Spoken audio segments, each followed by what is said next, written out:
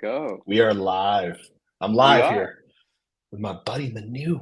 How are you, my Manu. friend? How you doing? 9.9 Newsstand. Good, buddy. Good, good. It's Uh, so good to see you here. It's really Manu and good, I, man. it's really great. Manu and I were just talking. We're like, have we ever done anything just us?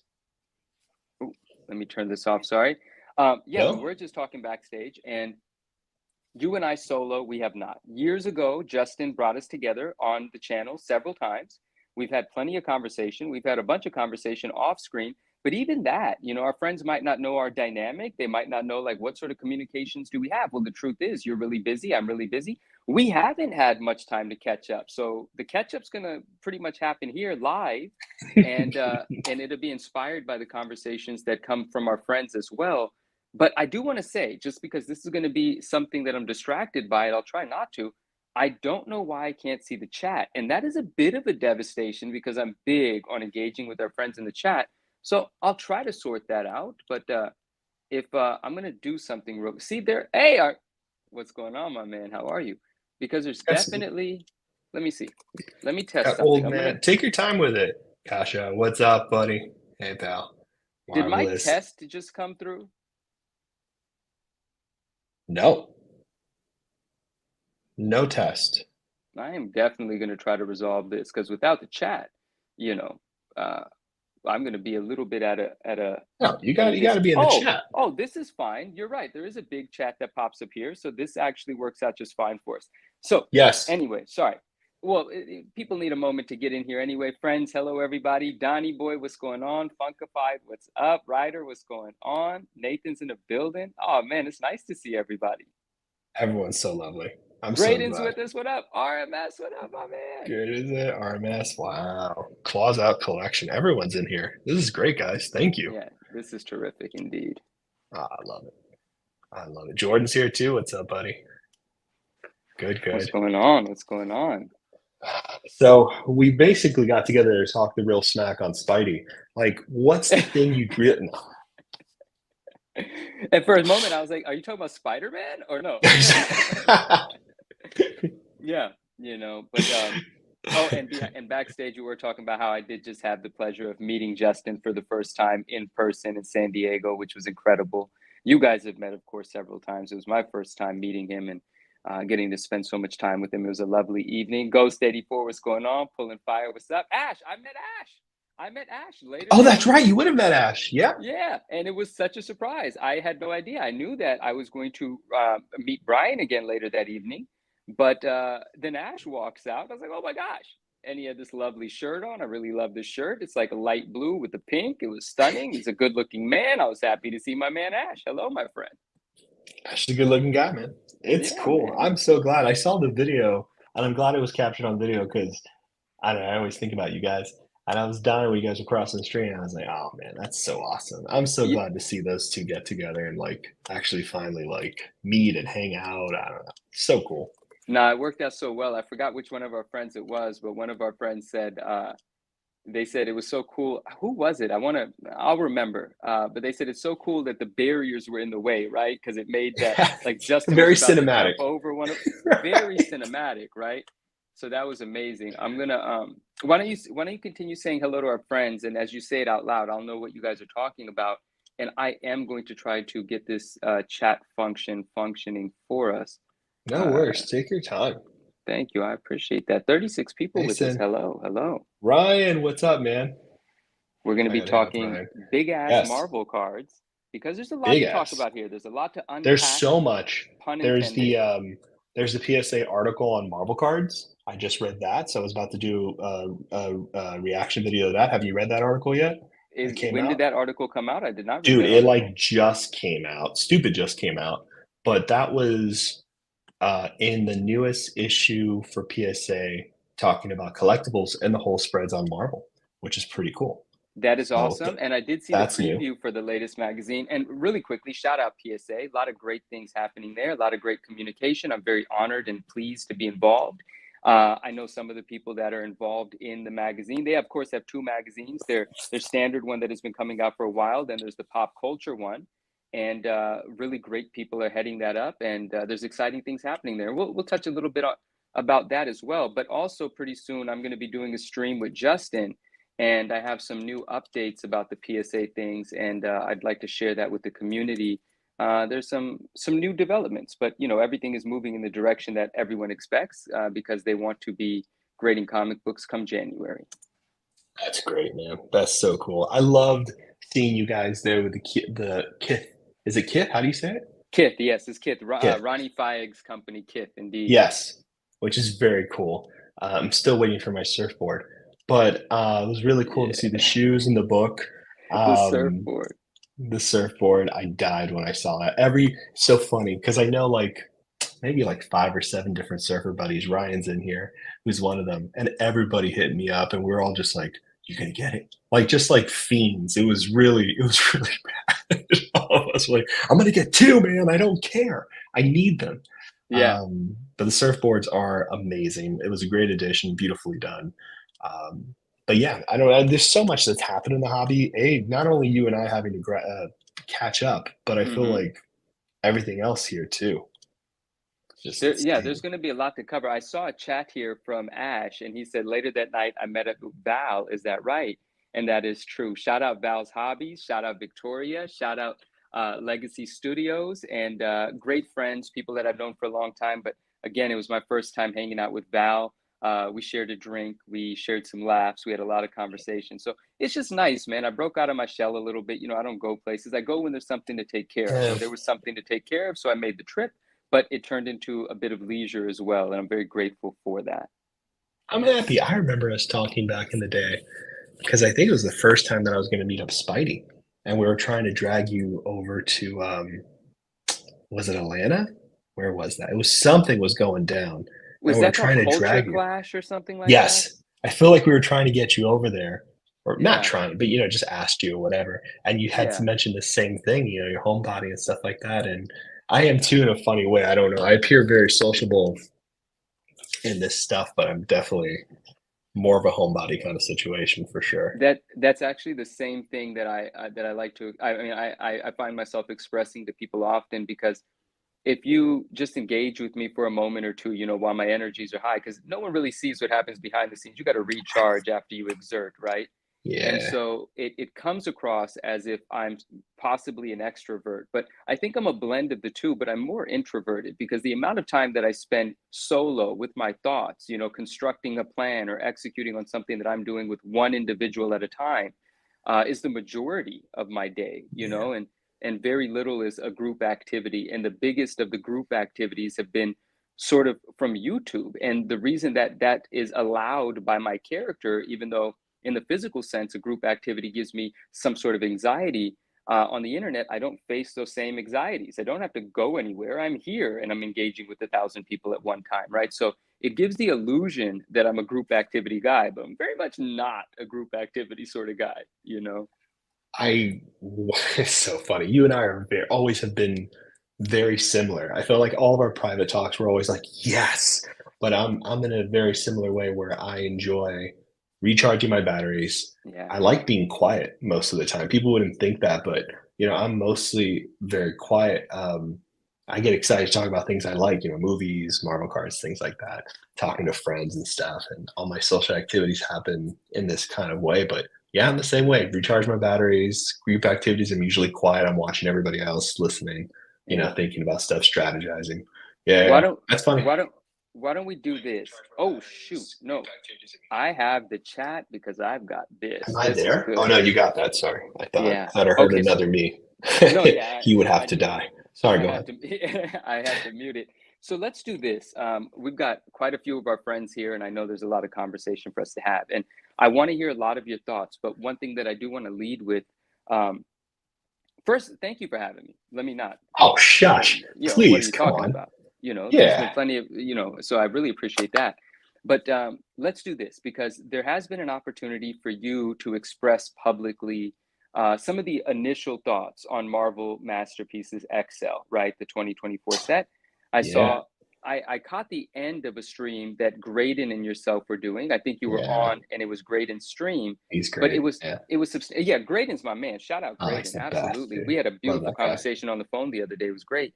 And Awesome. I didn't have a chance to watch the entire thing, but I think you were recapping some of what was said throughout, and so I feel like I had a nice feel of it, right? And that was a few days ago now, maybe a week ago, and there's been a lot of this product out. There's been a lot more sentiment shared.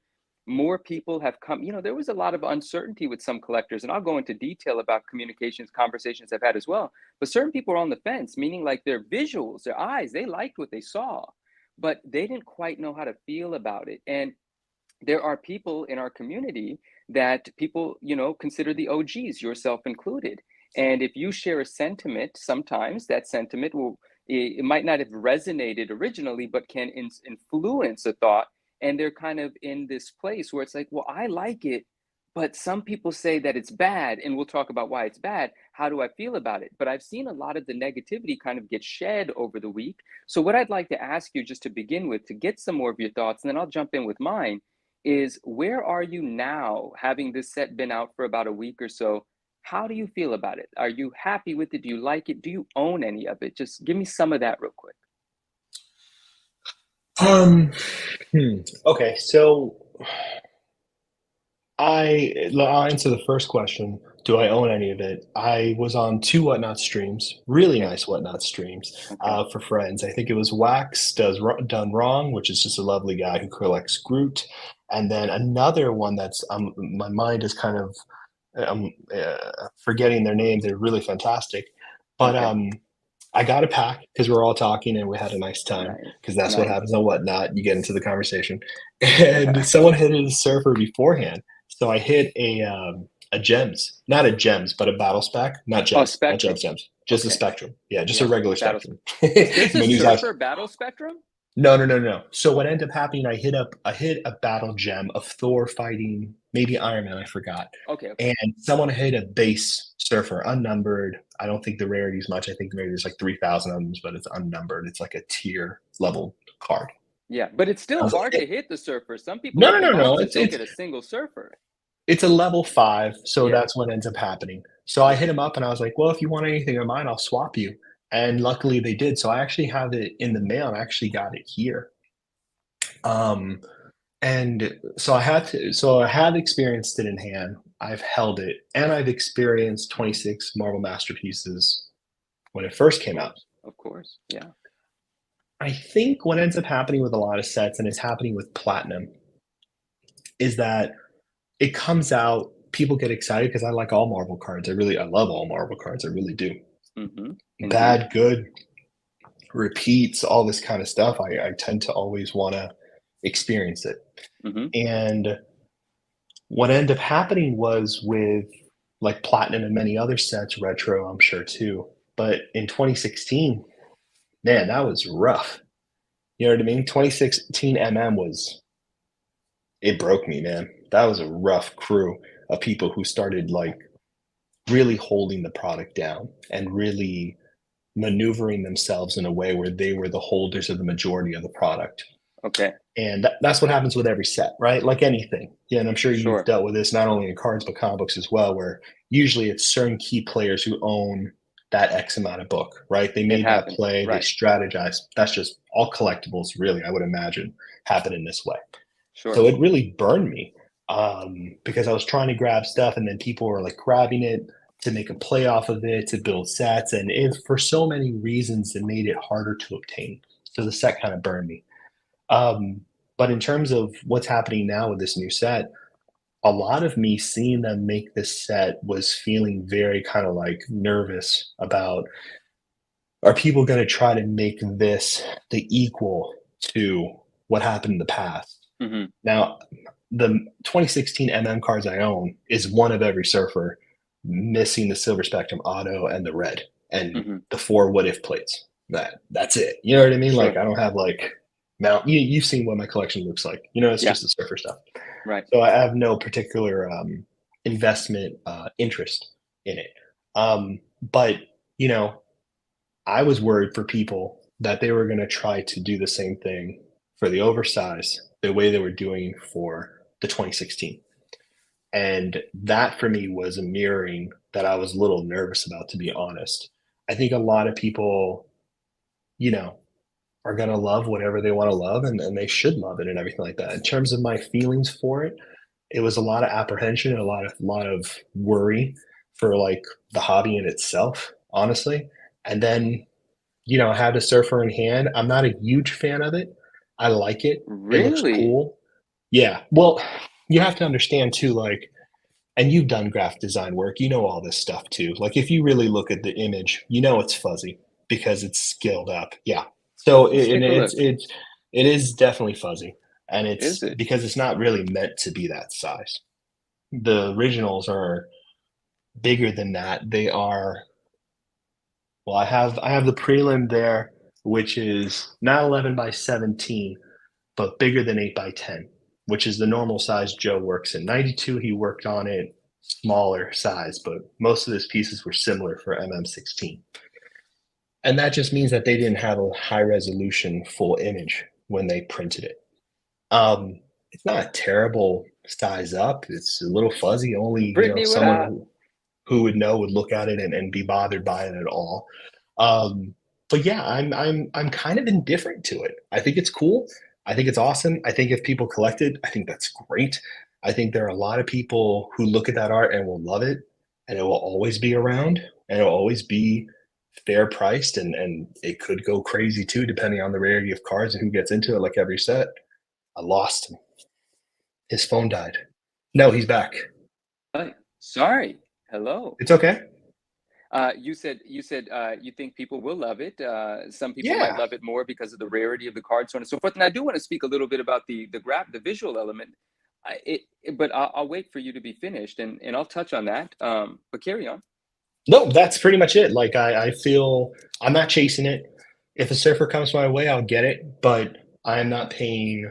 I have a threshold on what I'm paying for certain cards and certain sets now, being kind of in the modern era of cards, and I'm being more observant now because, and this is for my collection. You guys have to understand, I only collect surfer. If I pick up anything else, it's for fun. There was an opportunity. I traded into something and was able to get it, or I know how important it is, and I happen to have the money on me to make the play and to buy it.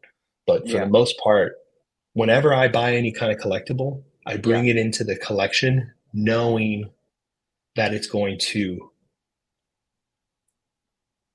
advance the collection in terms of how I love it, right? The yeah, creativity of it. Not yeah. necessarily the value, the creativity of it. If I'm like, you know what?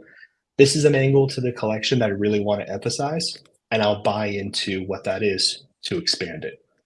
But that's Hmm. me. You know what I mean? That I should never be a person anybody looks to be like, do I go in on this set? I Well, you don't think say I that, should be. you say that, but I've the always truth said is, no, no, yeah, that. I get it. I absolutely understand. But the truth is, we're coming from an environment where Marvel cards, their popularity in general, and the amount of people engaging with them, the decades of the quiet collecting, and you were there in the decades of quiet collecting, right? So you've amassed a nice collection for yourself, a nice amount of you know a lot of collectors that are deep in it when it wasn't commercial or mainstream to do so, and we haven't yet hit commercial or mainstream It's coming though. popularity yet. It's That's gonna coming. be It's crazy. absolutely coming. We'll Yeah. talk more about that as well. But Hmm. also you've gathered a lot of information, right? It's one of the reasons why a company like CGC benefited from having the relationship with you, because you were able to instill within them a lot of the data side of things, which cards come from what set, what's a parallel, so on and so forth, right? So given that you had that knowledge, it does make you someone that someone goes to seek knowledge. Now some knowledge is fact, some knowledge is opinions, and that line could get blurred sometimes. So you might share an opinion, someone might take it as fact, right? So you have influence in that regard. So you can say, I've never set out to be someone to tell somebody this, that, or the third, but the truth is they're listening. And then you have people that are new to the community and they might not know who to listen to. And they're just doing a little bit of a YouTube search. A couple of people pop up, and essentially the activity on the video lets them know that this person is someone reasonable to listen to or not. And they are now affected by opinions, but not in any necessary order, just whatever they get hit with first that plants within them, and then they have to decide for themselves later on as they realize, oh wow, I might have been influenced right or wrong. But what I do want to say is I love that you expressed that, and I like that. I mean, it's not that I like that you're indifferent. I like that you shared the fact that you're indifferent, right? Because I didn't know were you going to come at this from the point of, I do not like it and here's why, or now I do like it? But indifferent is fair, and that allows us to have a lot of conversation about it. And one of the things that I want to touch on, because our friends here in the chat have said so, who was it? There was P&W Cards and Comics. What up, my man? And he said, what Justin say? Is this like CGC versus PSA? In fact, Justin, it is. And if I had some say in it, right? If Fausto and I were closer, we're close, but if we were closer, when I saw the thumbnail, I would have called him and I would have said, Fausto, if you don't turn this into Manu versus Fausto or PSA versus CGC, you're missing an opportunity here. But Fausto's I gonna did do the what Fausto's gonna animation. do. No joke. No joke. I know. I want to hear what you're going to say because I think Sure. we're about to Yeah, talk about something that I've been dying to want. Justin will we tell are. you this. We are. I've We been are. dying to have like the collection and the collector and the influencer conversation for a long time, especially Yeah, with you, because we've been talking about it on and off, but never full in full. But right. I was dying because how brute I was working on something. And I was like, I think I can do it. It would look cool, but is it going to be stupid? Do I really want to do that? And then I made the animation because I was like, you're my close friend and I want to do something really cool. It was And sweet, it's a man. stupid little animation, but I No, it's remember nice. the desk I have is very similar to what you have, which is a beautiful, the black and still glossy and all that cool stuff. And I was like, Right. well, I have something that kind of looks alike. So I thought it'd be fun. But yeah, it was there. It was there. No, I know. It was absolutely, it was lovely to see. I had no idea what to expect, and I saw that and I started watching it. First it was without audio, then with audio, and I saw everything you put into it. And also, my response, I always have a somewhat of a playful sarcasm, right? Oh, it's great. Especially when I'm having it with someone that's an intellectual and can take it, right? And so there's a bit of a double entendre in that first sentence, and few people might have picked up on it, maybe not. When I said the 9.9 Newsstand's desk is suing for defamation of character, there's two things. One is, well, I like the way that my desk looks, and I saw your desk, and I was like, it's close enough, but it ain't my desk, right? I So I hear had you to, say but the part why I thought it was funny is because, and this is a bit of a jab, and I apologize, but CGC just got sued for defamation of character. You're with CGC, so I thought that was like a funny little it inside was thing. funny. Maybe Yeah. a few people picked up on it, maybe not. But I thought that was lovely. And of course, you spoke directly to my soul because the opening line was, and while Manu says something about Wizard, and it's like, yep, that's me. I am always talking about Wizard. Okay, but let's bring it back to this. Justin, what's up? He said he has to go hang out with family for a little while. Enjoy your time with the family, and hopefully you could be back and we'll still be on. So now, this set comes out, and PNW said something here, and he said the comment is pretty far up now, but I'll paraphrase. He said, "I don't know the business side of things, but it sucks how they did Jesco, or that Jesco wasn't compensated." And I want to not get that out of the way early because that is going to be an ongoing mention. But I do want to discuss some of the top line ideas about that. It's true, and if you look at my reel about the box opening, about the set in general, and you read the caption, there's two sentiments I shared, and with a whole lot of words. But the basis is this: I love these cards. They're big. They're beautiful. It's the art we love. Bigger. What's wrong? There's nothing to not like about that. And they're actually really amazing to engage with in person. There's something really incredible about them. I have playfully called them postcards since I first heard about them. I don't consider that an insult to call them that. I think that is a loving joke to call them postcards because they're huge, right? But they're awesome. And then the other sentiment that I shared is, yo, why did you not put Jesco's name on the box? Now, I'm not the legal department. I'm not the lawyer. I'm not the person that has to cut royalty checks or anything like that. I didn't design. All respect to Jesco. I love Jesco. Anyone that knows me knows Jesco is deep in my veins of collecting. It's been there since the 90s, much like most of us. I absolutely admire, respect Jesco. I want Jesco to get his due. And as much as we as a community can do to celebrate him, I think we should. And we did that. We showed up for him for the FPG. That was a great success. The FPG reprint, the art book that is still yet to come out, but the support was there. The Kickstarter did extremely well. We show up as a community. Now, in the regard to this, yes, when I saw the box, I have one of the boxes here. I saw the box and I thought, well, it's lovely, but there's no mention of Jusco on it. This must have something to do with the business of the contract and how Marvel is kind of just printing a set. It's a money grab. It clearly is, but that doesn't mean they didn't produce something decent. And there's a lot of reasons that they produced it so hastily, so on and so forth.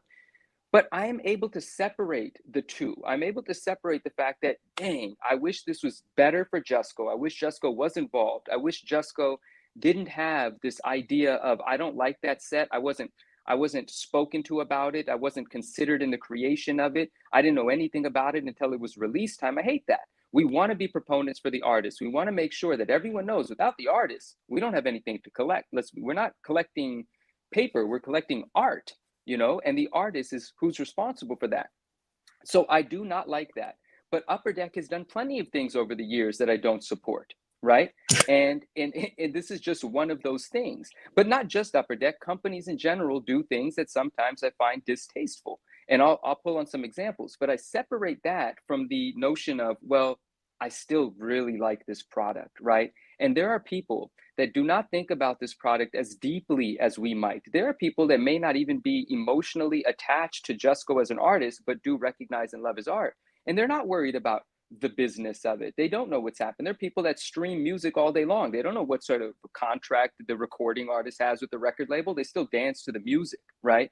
And so I didn't want to find myself in a place where, as a community, I don't know, I think I know what this saying means. I didn't want to find ourselves as a community cutting off our nose to spite our face, right? If our objective is to grow Marvel cards, maybe not an objective, but something we really look forward to, Marvel cards as a whole growing, being more appreciated, bringing more collectors into the community. I have recognized that people that don't even collect cards at all appreciate these cards. They think it's cool. Friends of mine call it a novelty, and I agree, it's a novelty. But a novelty doesn't mean it's a bad thing. It's a novelty in a lot of senses, and it's new for us to see it in a large format as a release set, not like master prints back from the 90s, which this harkens to, and it's dope as well.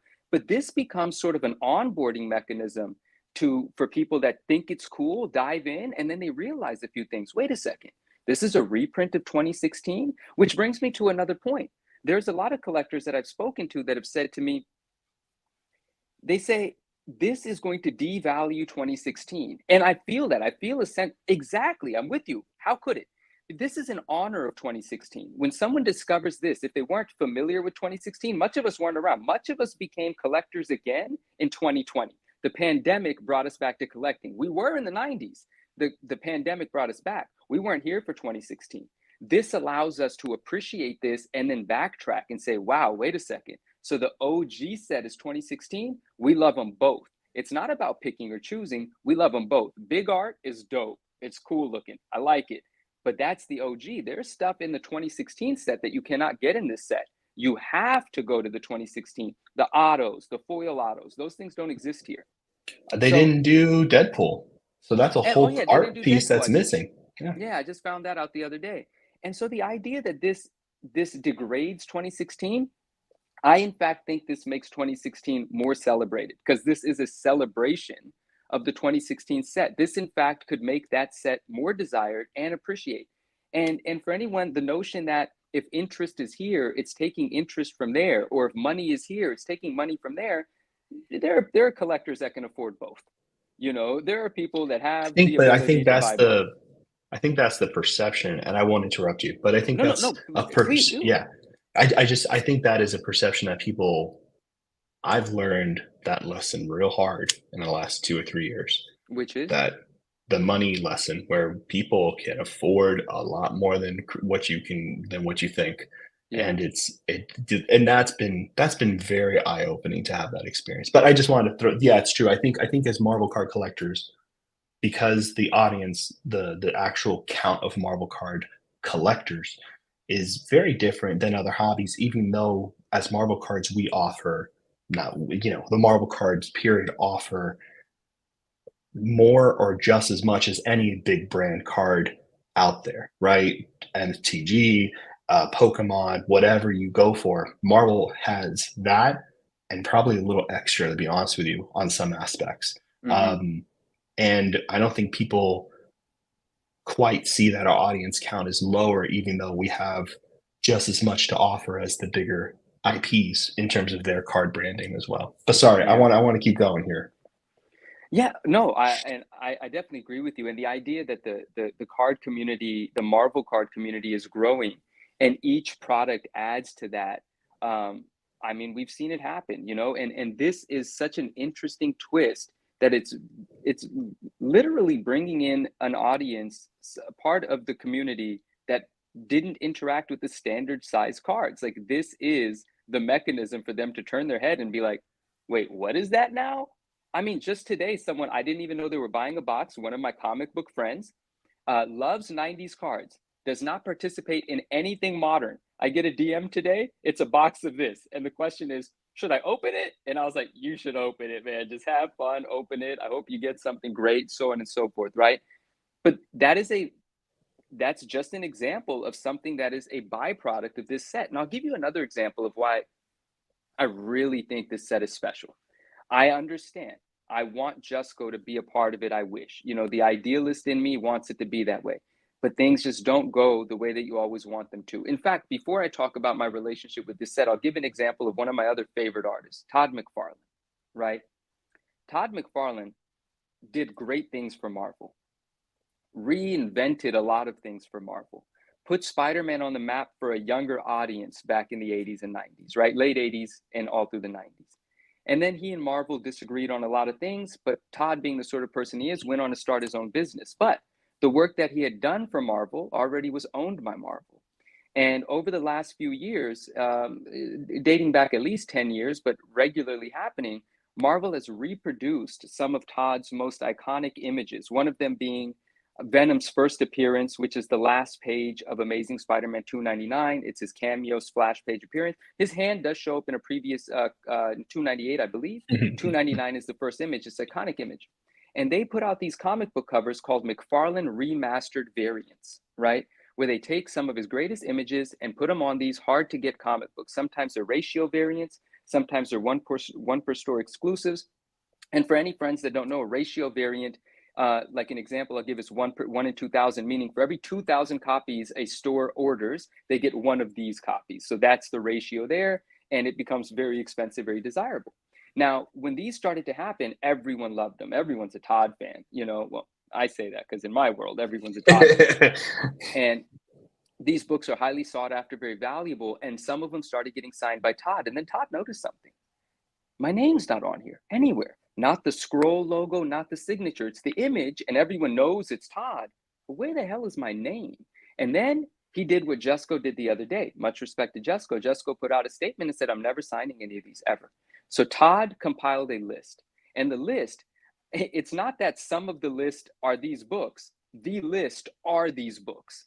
It's every one of these remastered books, with the exception of one or two. I don't know why he let a few slide, maybe because he had already signed too many and he felt it was unfair to say he wouldn't anymore. But he said, I'm never signing any of these books. Now, some people saw Jusco's statement and thought, well, that's it. We got our way. That's the end of this 2024 set. No one's going to care. That's not true. Those books that McFarlane no longer signs have become somewhat infamous because of that statement. And they are still very valuable and very sought after. And every time Todd talks about them, he talks about them in a sort of cynical sort of way, which just makes the community run with it even more. So yes, I support Jusco in his statement, but I don't believe that that destroys this set. That actually adds a level of infamy to a set. And infamy is kind of cool. Now, there are things that don't look good that are infamous. Infamy is not enough, but these look great. And now there's a controversy associated. This day and age, that's kind of a blend for even more success for a set.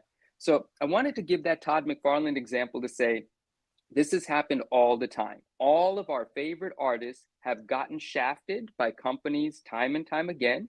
This is the environment of business. This is how it goes. And when we can support artists, we have to. But sometimes a product comes out that they do not get royalties for, they do not get paid for. But that doesn't mean that we have to lie to ourselves and be ashamed about liking it. When we go to buy a t-shirt and it has a character on it that we love, that artist did not get paid for that t-shirt. Don't fool yourself. We are constantly engaging with things that the artist was paid for once, possibly decades ago, and we still enjoy it and buy it. The narrative was just really loud right now because our community is close-knit, and even Jusco got involved and we all got involved. But that doesn't mean we should be ashamed of liking the set. I can't lie to myself. I like this set. My friends like this set. So when I heard some of our other friends say, I can't support this set, no way, shape, or form, this is a disgrace, I don't see it that way. Yes, it's sad that business doesn't always please our souls, but we can separate the business from the product.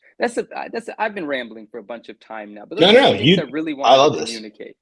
I was writing down each point because you and I are very good about distilling things, and I always love hearing you talk about things because you see it very clearly, very organized, and I wanna do the same. Um, so in terms of desirability for the set and, you know, the guilt or the call to action that collectors may feel by having an artist who they are, in fact, fans of, right? Buying their products and stuff like that.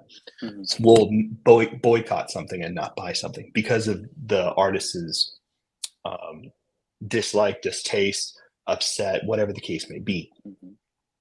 I think at the end of the day, those are, for me, they're two separate things in my head, right? Right. The fact that I like to get something, if I like something, I don't feel guilty about it unless unless it's something that's hurtful to someone else or something like, serious stuff, not Hmm. collectibles, right? Then that's different. You know what I mean? I don't think anyone should feel bad about something they're choosing to collect unless it's, you know, they're taking art that was stolen many years ago and all that kind of weird stuff, Yeah. which is very serious, obviously, but different level than what we're talking about, which cards and comics and variant covers and the uses. Star Wars did something very similar. Fanatics did something very similar with Star Wars Chrome, where they reprinted Star Wars cards but took off the artist's name because Mm. they couldn't get it to look right with the Chrome. I imagine, and they just ripped his name off there and just put the card image on there, and it's a reprint, card size. So it does happen. So I imagine with the books, something must have happened there, some legality, some stupid thing or whatever. Um, is that something they could have made right by doing a simple homage thing or a cool font or something to put on there? Easy. It would have been an easy fix Right. other than just taking off their little signature, which Yeah. is they went the easy way around it. They took it off. They didn't think anything of it. They owned the image and they went forward. That's different, you know. Yeah. But I agree with you that I don't think anybody should feel guilty about buying a product, enjoying a product, whatever the case may be. That's just what it is. Yeah. In terms of what Joe and Todd did, which I believe it is their right to do so, is just to simply say, "Hey, I feel shafted. This is my work. The artist's signature is off the work. I don't have to sign anymore. I'm sorry you guys enjoy it, and I'm happy you enjoy it. And I'm sure that's not there. Maybe, I'm sure that's not there because they're upset. And I just won't be signing it." That protest, whatever its intention is, shouldn't be felt by the collector. The collector should continue to do what they want. You get what I mean by that? Like, I don't think, Absolutely. yeah, I think Absolutely. that's a little bit different. Do I think it's in bad form to do what those companies did with those artist signatures and those pieces? 100%. I think it just devalues the optics of that company and the respect they have for their own history and their own relationships, regardless of bad or good or whatever they are. Todd's imagery, Jusco's imagery, is responsible, like you said, for quite a bit. Todd's work on Spider-Man really did, like you said, beautifully, like you said, inspired a new generation of Spider-Man fans. It really did. Really, Yeah. you can't dispute that. And Joe kind of is responsible for a big burst of Marvel card collectors. You know what I mean? Like, they He's the existed first beforehand. masterpieces set is Jusco, 92 It's just masterpieces. it's a None big of these deal. happen without that. Yeah. And there were sets before the 92 but 92 No, and the I've had this masterpieces in interview. general, Yeah, yeah, that yeah, brand, yeah. And yeah, I've of had course. this conversation with Joe before, and I've been very honored to have this conversation with Joe. Um, you know, before the MCU, and we've talked about this, to see a superhero look like they could exist Right. was that was it. In the Yeah. 90s, are you kidding me? To imagine that this thing got off the page, because you're not looking at the art and understanding Kirby's lines or Buscema or Ditto and all this kind of stuff. You're not looking at that as a kid. You're just in wonderment. And then the Yeah. next wonderment is the immature idea of like, what if they existed, man? You know what I mean? And then you see Joe do something that models bodybuilders and female bodybuilders and all these Yeah. people and real body textures and real muscles and anatomy. Yeah. All of a sudden, I'm seeing the MCU for the first time, and that's really what 92 is. It's seeing the Yeah. MCU for the first time for a lot of us. For a lot of Yeah. us. Yeah. So, and I think, and just to say all that is that, Do I agree with what they did? Of course not. I don't think it was No. smart to take off their names, and neither do you. Hmm. And I think, but I don't feel either that anybody should feel guilty for liking what they like. You know what I Yeah. mean? That's Yeah. that's crazy town. I don't, and I would hope, and I'm not speaking for anybody, but I would hope the artists would never care either to that extent. I understand why they don't want to sign it because they have to do some kind of protest to, you know, show something of a disagreement because this is in bad form for sure. But does that take away the longevity of the set, all that kind of stuff? I think with collectibles, and this is I would love I'm dying to have this conversation with you. I think with collectibles, the the health of a collectible is kind of where I want to start going with you because you talked about it a few Yeah. Okay. seconds ago with desirability equaling value, and we talked about kind of growth in Marvel and how we're interested in seeing the hobby grow. So, talking about collectibles and how they exist healthy way. It sounds like I'm a shit talk a bunch of things, but I'm not. It's more like how does the growth of a hobby move? You know what I mean? How does it exist? What's the levels? What's the longevity, true longevity of a hobby? You know what I mean? Hmm. I Hmm. think that's always an interesting conversation, and I know you have some take on it as well. But in terms of my specific question towards you Okay. is, and you can do an example in books. I'm not totally unknowledgeable of comic books and the grading CGC and now PSA and all that good stuff. Right. Yeah. So I have some knowledge of that, and somehow on the economics, not as much as you by any means. But how do you think the collection, let's take a set, let's do a set that already exists, right? Whichever one you want. How do you think the health of that set exists within the market? Like selling a card, keeping a long term collection, value increasing, all that kind of stuff. Like, and you can pick any set you want. We can talk about, whatever interests you, or you can pick something totally off based on no, you keep what you're Sure. doing, on the side. But we can pick any set and do that with. But how does that exist? Because I'm seeing a lot of things with Platinum. I'm seeing things growing with XL. I'm interested to see how do these groups of people that are formed around a set kind of embody the set and carry the set forward through time. How does it build? Wow, this is such a man, there's so many layers to this, and I've got something to I say about each I love layer. it. And That's exactly where I want to go. Okay, oh man, you're with me. okay. I can see it. Wow. I can see it. Yeah, because it's like, oh my gosh, it's like episode two, like, 'cause it's I know. I so feel bad. If it's too much, we can no, go no, on to no, we something no, else. no, no, no. Okay. We need to start the conversation, and even if we Okay. can't get everything out, well, then episode two, Yes, episode two. you know. I love this. So I gotta what I want to do because man, part of me wants to pick a '90s set and dissect what I've recently noticed with the questions coming my way from comic book collectors about '90s sets and what that means about the growth of collecting historic, right? Historically, things that aren't coming out now, not worried about release dates, not worried about anything modern, what company's cooking up what the retail price is, how do you acquire it, none of that. This is more a conversation about people that have been knee deep in comic books for decades, but with all of the noise being made, and I don't say negative connotation, but I didn't mean it that way, all of the noise being made by the modern sets taking over whatnot, pack breaks, case breaks, all of these things, which I'm going to talk about in a moment as well. Well, it's getting people's attention, but they don't know anything about modern Marvel, and they do remember. And we this is a thing that happens all the time, but they do remember. Oh, they have these old cards, or they buy these comic book collections. They buy storage units, and they only deal with the comic books and just bulk out everything else. But they're not bulking out the cards anymore. Now they're looking at them as a liquid item because they're seeing the enthusiasm associated with Marvel cards, regardless of era. So I'm getting a lot of questions, and they're the questions we always imagined. But what happens after the question's different now. People that would not have bothered selling them are taking them to eBay as full sets, $30 for this set, $50 for that set, and individually engaging with the sale of them, which makes them more a part of that collector's life now. They're not going to forget it, and more of that engagement is going to happen, which means I think an appreciation for '90s material, vintage material, is on a steady increase, and it's going to continue to do it. Now, values are a different story, because the more interest comes in, the more cards get graded, more come to market, can demand, destroy value, will demand increase at a rate quicker than inventory is being discovered and released into the market. That's an economic story. That's a different one. Over time, I think values will do fine, but we don't know if values right now are a floor, if they're true, if they're inflated.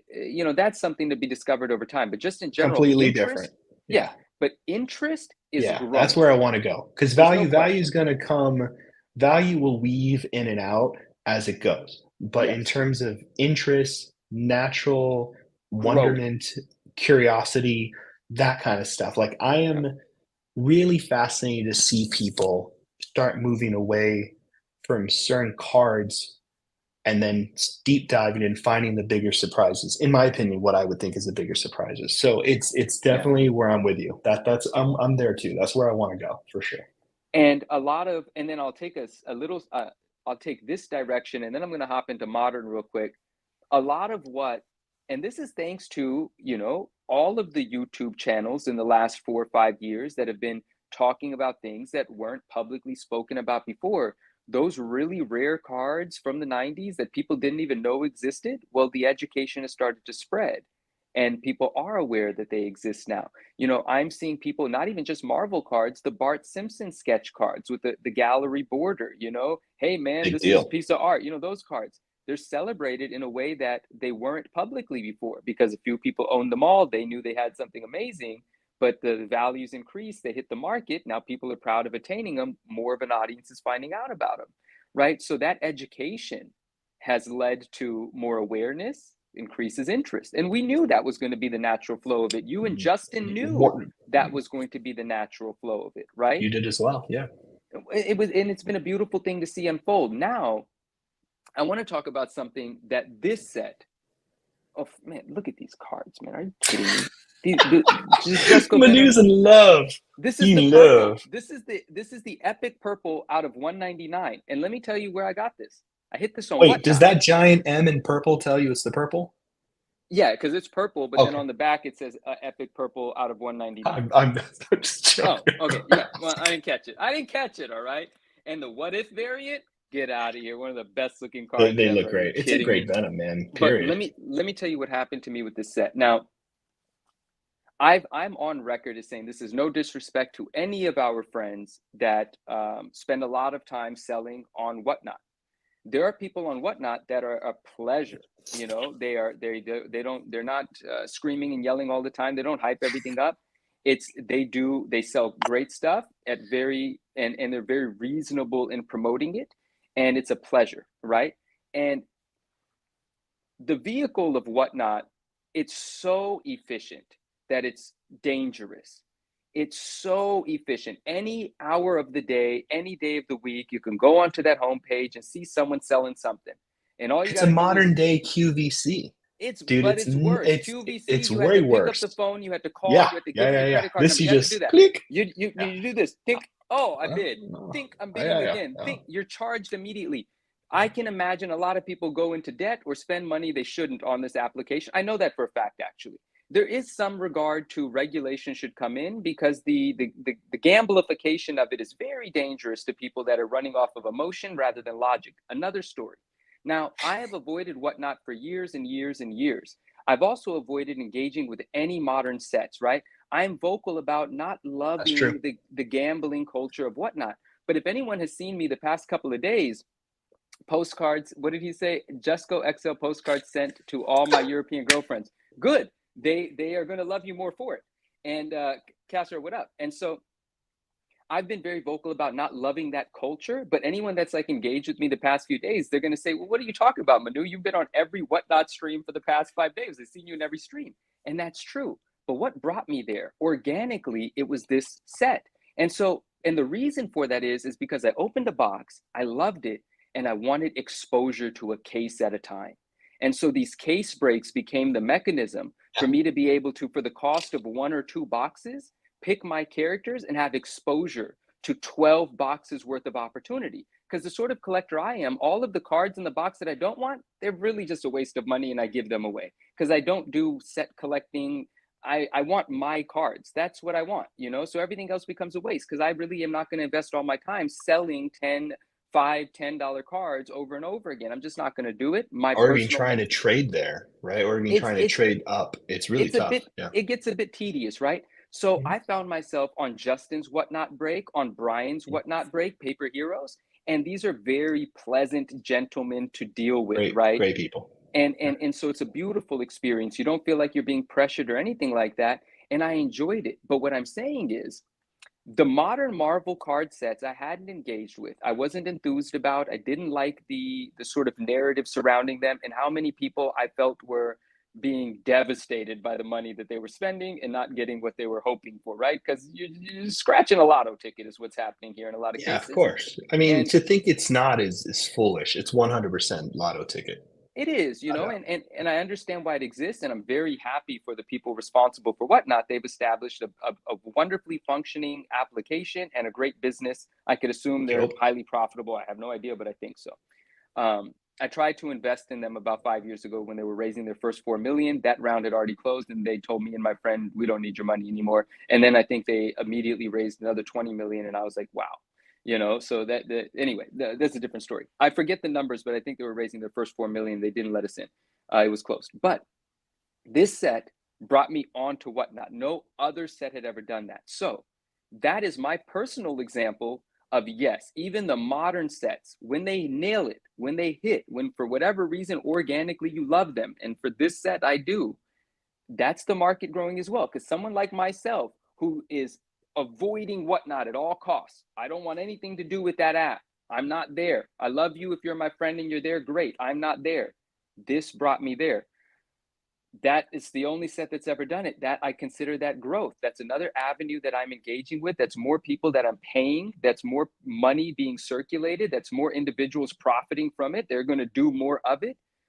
I have my friends that are going to come to Whatnot because that's where I got my purple venom from. So when I show the purple venom, they're going to be like, "How'd you get it?" "I won it in a case break." And they're going to say, "What's a case break?" And I'm going to tell them, "You pick your character, you bid. It could cost you a lot if it's Spidey, Wolvie, or Venom, or Surfer even. But sometimes you Hey, get hey, lucky." hey, that's the C-level character. Don't say that stuff. My Don't, bad. don't, Oh, don't. you know what? In fact, Fausto, in fact, 2024 is not a good set. Don't buy it. Let it all go to zero, please. And because I would absolutely love to have all 10 of the out of 10 Venoms. Okay. If there was an opportunity for this set to be so unappreciated that I can get all 10 of the silver spectrums, brother, I would love to have those. Okay. So I'll help you, man. no, yeah, I would love to have them. So the bottom line is both the modern environment and the vintage environment, the enthusiasm is growing. And I'm seeing this growth in a time where the market is down across the board, like all of the crazy sales that had everybody during the pandemic, well, the pandemic had a lot of dynamics that were at play, but Yeah. this isn't that time anymore. But the Marvel card market is growing in a time where you would assume it might not, right? And so for collecting in the frame of Marvel cards, I think collecting is extremely healthy and thriving. And even in these times, people are finding a way to engage and grow. And so it's going to continue to. What did he say? Surfer's top five all day. Son of a. um, so that's it. I mean, there's a lot more that I can say about it, but in the like I said, in the frame of Marvel cards, I feel that collecting is growing. And in the broader sense of collectibles, man, there's a push coming from a lot of directions that again in this time is still moving it forward. I'll give the example of Ken Golden, Netflix, the king of collectibles, right? That show has hundreds and hundreds of thousands of eyeballs. And the way that Ken is, he's Ken, all right? Like Ken is a hustler's hustler, okay? And he makes it all seem very exciting, and it is very exciting. You know me, bro. I love the idea of finding something undervalued and then promoting it passionately and finding a buyer that values it more, making a profit, moving it on, and showcasing the whole transaction. Not a secret. I love it. I buy something for 10,000. If I could sell it for 30, I'm going to celebrate the sale. I absolutely love that. And these things are inspiring people that may not have ever thought about collectibles, right? Because even Ken Golden is doing a strong push towards pop culture. Pop culture encompasses Marvel, Disney, Star Wars, anything that's not sports and sports is pop culture too, but they're their own segment. No one considers sports as the pop culture segment. Pop culture is everything else is trying to catch up to sports. Now, TCG, you can call Pokemon pop culture, but Pokemon has taken over. Recently I was at PSA and we were discussing a lot of the stats. They get 50,000 cards a day, all right? 1.5 million a year. CGC grades 100,000 books a month.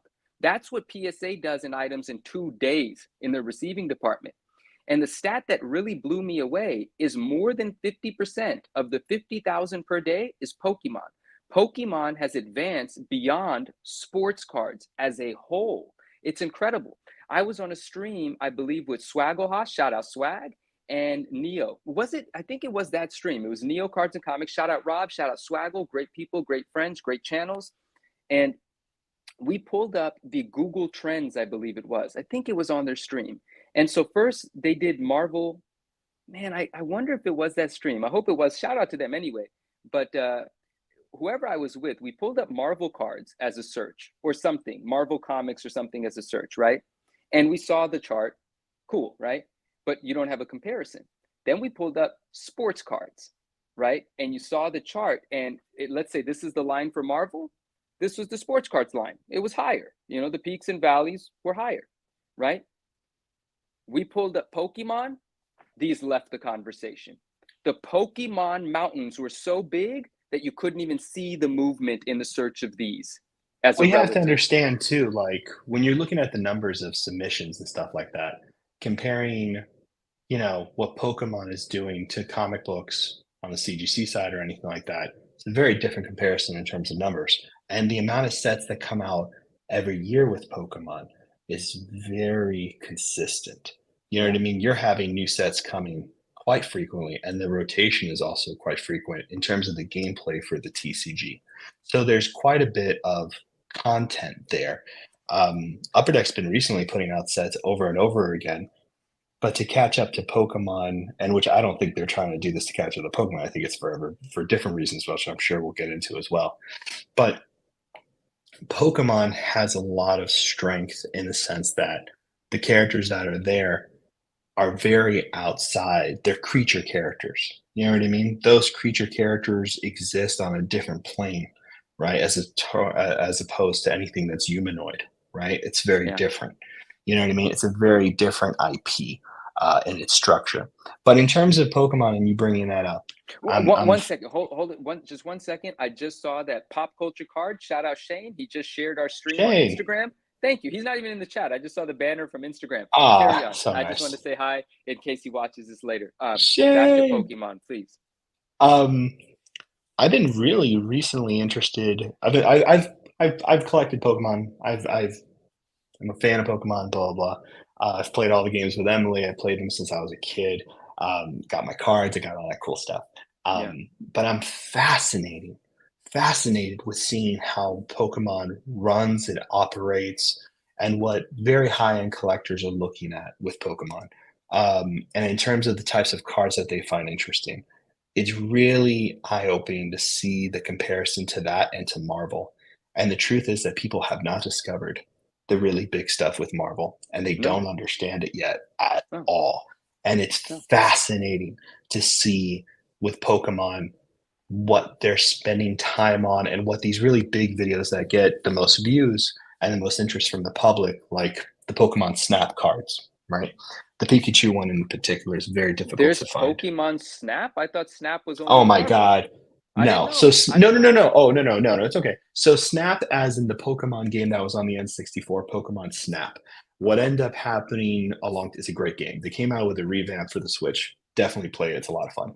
Okay. But what they did back in the day when we were kids was they had this kiosk, because you would take these pictures in Pokemon Snap and you would go to these kiosks and print out. Don't listen to Jordan, photos. Fausto. Tell all the secrets.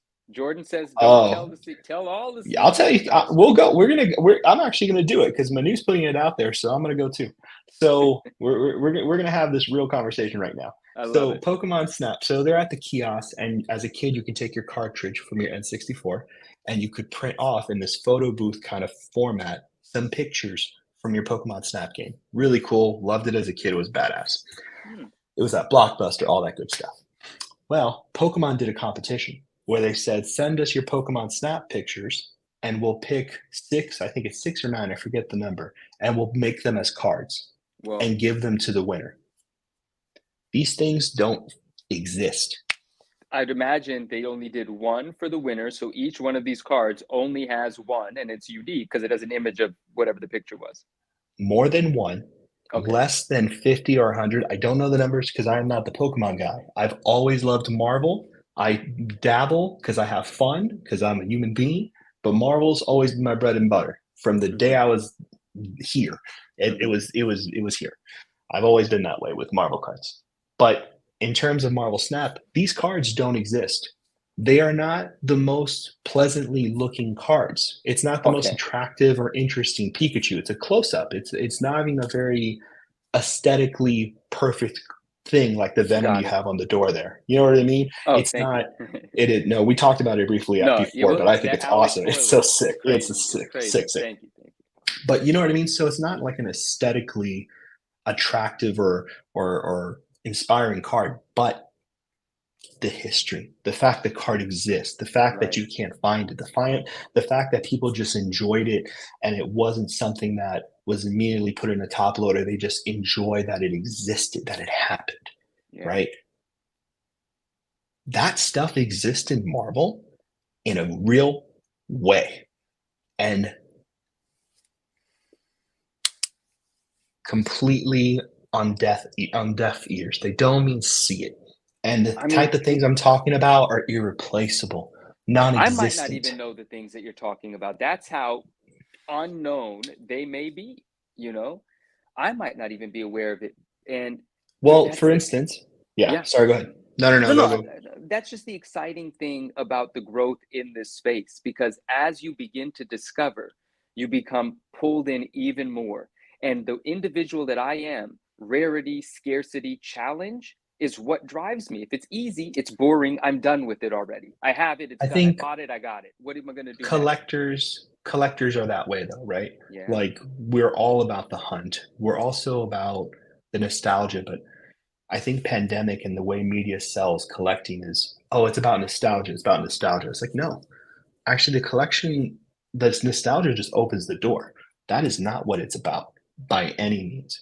Collectors who are in the hobby, and the hobby, originally hobbies were filled with a bunch of people who were on the outskirts, the outsiders, right? People would make fun of them. I remember collecting Marvel cards and be like, what the fuck? What's a Marvel card? Type of thing when you go into a store. Still happens now to a lot of our fellow friends. Like It still they're does. still making that. It's still happening. We were on the outs of all that stuff, loving this stuff as a kid, looking at our binders, geeking out. That's what it was for us. That was not something that was cool or at a show or had a massive convention like the National or graded by these big companies, PSA, CGC, all that kind of good stuff. Hmm. It was something that existed for these smaller groups of people that just loved it. Hmm. Nostalgia gets people in the door. What happens next is just if it's in you, right? Let me let me If it piggy happens. yeah, let me piggyback right off of that. And oh, VP, what's going on? Fellow outsider has Hey, entered the chat. What's up, my man? I How are you? love EP. And Such a and cool guy. I'm gonna get a couple of shout outs out. I haven't seen them in the chat, but they Please. may still be here with us. But I've been spending a lot of time in conversations and in recorded conversations as well with some good friends in the community. Big shout out to previously known as Doom Card. Now, don't even worry. Big shout I out. lo- I died when I saw that. That was the best I change it's ever. too good. It's too good, It's especially too if you funny. if It's you too know good. him the way that If we you know him. know, It's so it's even good. better. It's even Shout better. out Elusive. Shout out my guy Elusive. We have brilliant conversations all the time. Sergio, Monster and Iron Mask, big shout Yeah, out. And a it's lot good. of people, right? I want to shout out a lot of people because I do have a lot of great relationships here and they've grown stronger over the years and I'm very grateful. But I want to spend a special moment based right on what you said. RMS, he's with us tonight. Ryan, RMS Collects, my man, shout out. He put out a post this morning, and the post said comics or cards. And he was basically asking his community, our community, Are you more into Are you more into cards? Sorry, message came in. He said, "Are you more into cards these days, or are you more into comics?" Just tell me how you feel about collecting. Right, that's the question he put out there. And what you just said is very closely related to what I just said, because I said I've been a comic and card collector my whole life, and I'm still that person. That's who I was when I was a kid. I'm still that person. And in fact, it's not just comics and cards. I posters, pins, anything that I feel is Mhm. cool. But the thing that connects it all is generally nostalgia, right? So I'm satisfying nostalgia, but as a collector, as the sort of individual I am, I have to increase the challenge to maintain engagement, to have something to celebrate, accomplishments, goals. And so we like the rarest form of that nostalgic item, because you said it's not just about nostalgia. Nostalgia is the foundation, right? I choose to engage with things that I'm emotionally attached to, and nostalgia is that attachment. And then I want to challenge myself, so I look for the rarest versions. So that's that other That's the other thing that thing. drives Yes, us, that comes in, it, right? it, it is. It becomes kind of like and there's different things for everybody too, right? Like I've 100% the person where I see something that I love and I'm like, well, I want to get the best version of that because if I'm going to spend X amount of time and research and amount of my attention to this thing, I want to make sure I go in getting the thing that I feel is the most um, celebrated thing of the version I like. Yeah, What ended up happening later, and I'm sure it's happened for you too, is the creativity side, right? Okay, yeah, I can amass the rare stuff. Anybody can amass things. Not everybody can amass the most rarest things. Not even the person with the most money in the world can do that. It's yeah, impossible. That's a right. fact. That's Yeah, without a doubt a fact. yeah, But there is something that's happening after or around that time, which is the creative part, which is what I've always been the fan of, which is curating something or creatively collecting something in a way where that collection speaks to me and I speak to it. It hmm, becomes um, a bridge going back and forth. You know what I yeah. mean? It's not just obtain, obtain, obtain, obtain, obtain, right? It's the bridge that I'm building creatively now towards a collection. That's where my head is mostly now today. And there's so many other reasons why people collect, like we always talk about. Yeah, You know what I everyone mean? has their own reasons. Yeah, of And course. everybody has their own reasons. So it's You interesting know, to see so much of that coming to the forefront. And it's interesting to see a hobby grow too, which is what's happening, which is crazy. absolutely. We are absolutely nowhere near done with this conversation, but I do. Do you have the ability to start a giveaway? At least have that going in Yeah. the background. Let me get that So for you now. let's start with this one. Let's start with the Black Panther orange. It's called the Legendary Orange. It's out of 99. It's number 47 of 99. I don't know if you can see it, but please take my word for it. 47 out of 99, legendary orange. I pulled this out of the box that I opened of 2024 Marvel Masterpieces XL, which is, of course, a beautiful homage to 2016, which would be like this big compared to these ones. So look at the art big. Thank you, James. I appreciate that. And so, should we just do hashtag? Listen, would it be in poor taste to make it hashtag Jusco because he doesn't like the set, or is that a celebration of Jusco to make it hashtag Jusco? I'm trying to bring up the giveaway thing. Give me 1 second. That Yeah. that Oh, that's you take your important. time. You take your I don't time. I'm know. gonna I'm gonna catch up Let with me some of the see. chat here. It Okay, looks I like got it. Sorry. Talk a it little looks like time. Go ahead. You catch up though. oh no, James just sent us a link, but I'm not sure how to engage with. I don't know what that is actually, but I see a link in there. RMS wants it to be MMXL, and so I'm on board with that. Hashtag MMXL. Yeah, yeah. You know what? Let's do that because Jusco, as he Yeah. said, does not want his name on this set, so we shall No, not do I that, right? In no, no, support no. of our man. But MMXL 100%. MMXL out of 99 Black Panther. It's called the Legendary Orange. It's not the What If, but it's dope. Actually, you know what we'll do? We'll do two Black Panthers, one giveaway, two Black Panthers. We'll also do the base version, so you'll be able to have the comparison in your set. Um, if anyone cares, no, we don't care. But yeah, let's do this. So out of 99 and the base, hashtag MMXL. Just no, we'll keep it running in the background. Just keep gathering those, and we'll carry on with our conversation. And maybe in like 4 or 5 minutes, we'll come back to the screen and we'll run it.